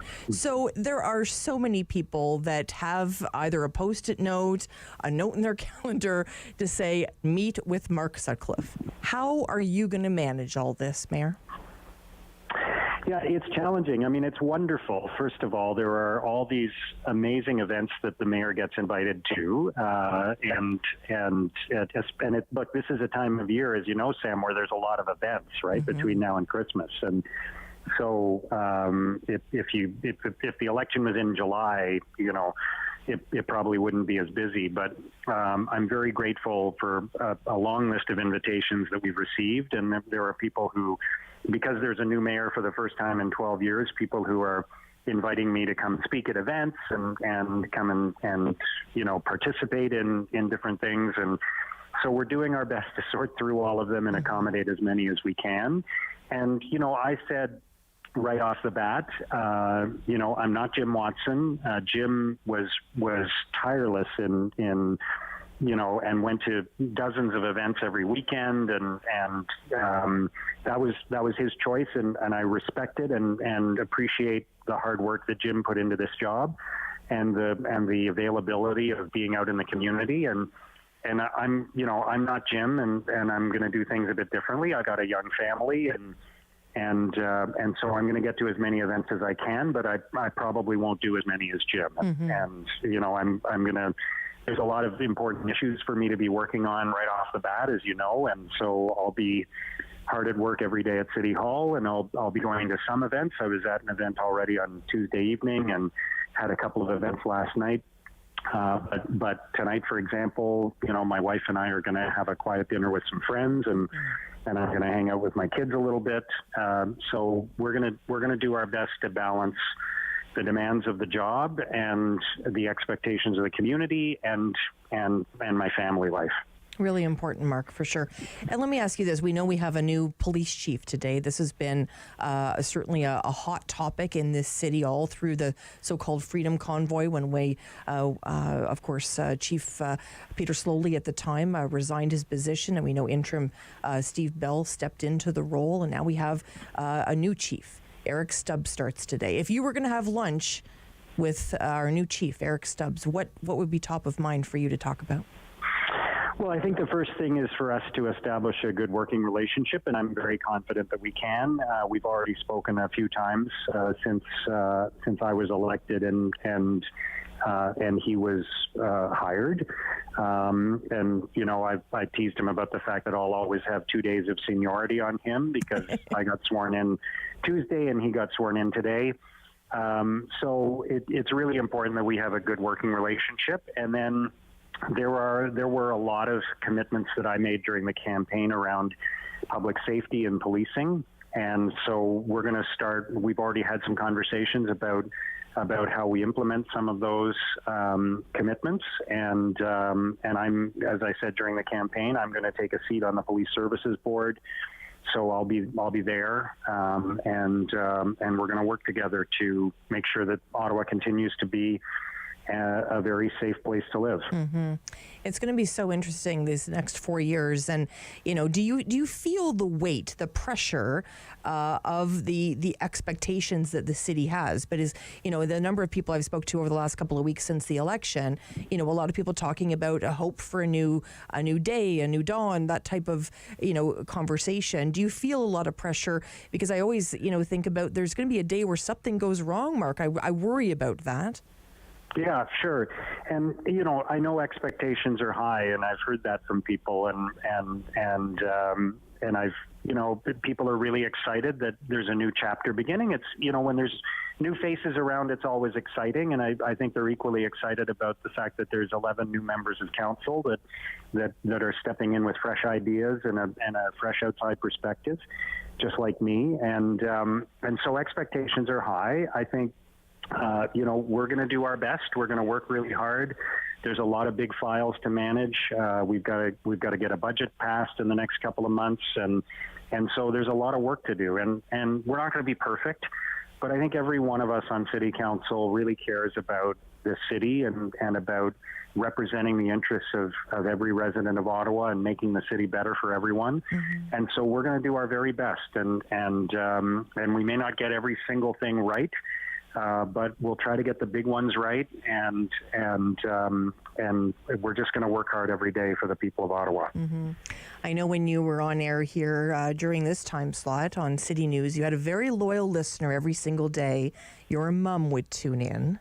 That's true, yeah. And Mark, I have to ask you, what have those quiet moments between you and your mom been like since you've been given this big job of mayor? Well, it's been great. My mom came to the swearing-in ceremony on Tuesday, which was very special. She told me how proud my dad would have been. My dad passed away 18 years ago. As I've said many times, my parents were both immigrants to Canada, and I don't think they could have imagined when they arrived in the city. They arrived here separately and met here, but they each arrived when they were 19 years old, and I don't think they could have imagined that they'd have a son one day who would be the mayor of Ottawa. And so it was a very proud moment for my mom, probably prouder for her even than for me. And so it's been special, very special sharing this with her, and I'm really glad she got to see it. Well, I know how busy you are because, you're the mayor and everything now. So I will let you go. I really value your time, and I'm hoping over the next 4 years, as long as they keep turning this mic on for me, that we can have some really important discussions about a city we both love so much. Yeah, absolutely. Anytime, Sam. Thank you so much for this. I appreciate it. Look forward to it. Mark Sutcliffe joining us, of course. Mayor Mark Sutcliffe. I do have to get used to that. Listen, we've had a very busy show for you today here on City News and on Rogers TV. We couldn't do this without you. Keep tuning in. Lock it in on City News. You've been listening to the Sam Laprade Show. Tune in again for local news and community views on City News. 101.1 and 1310 AM.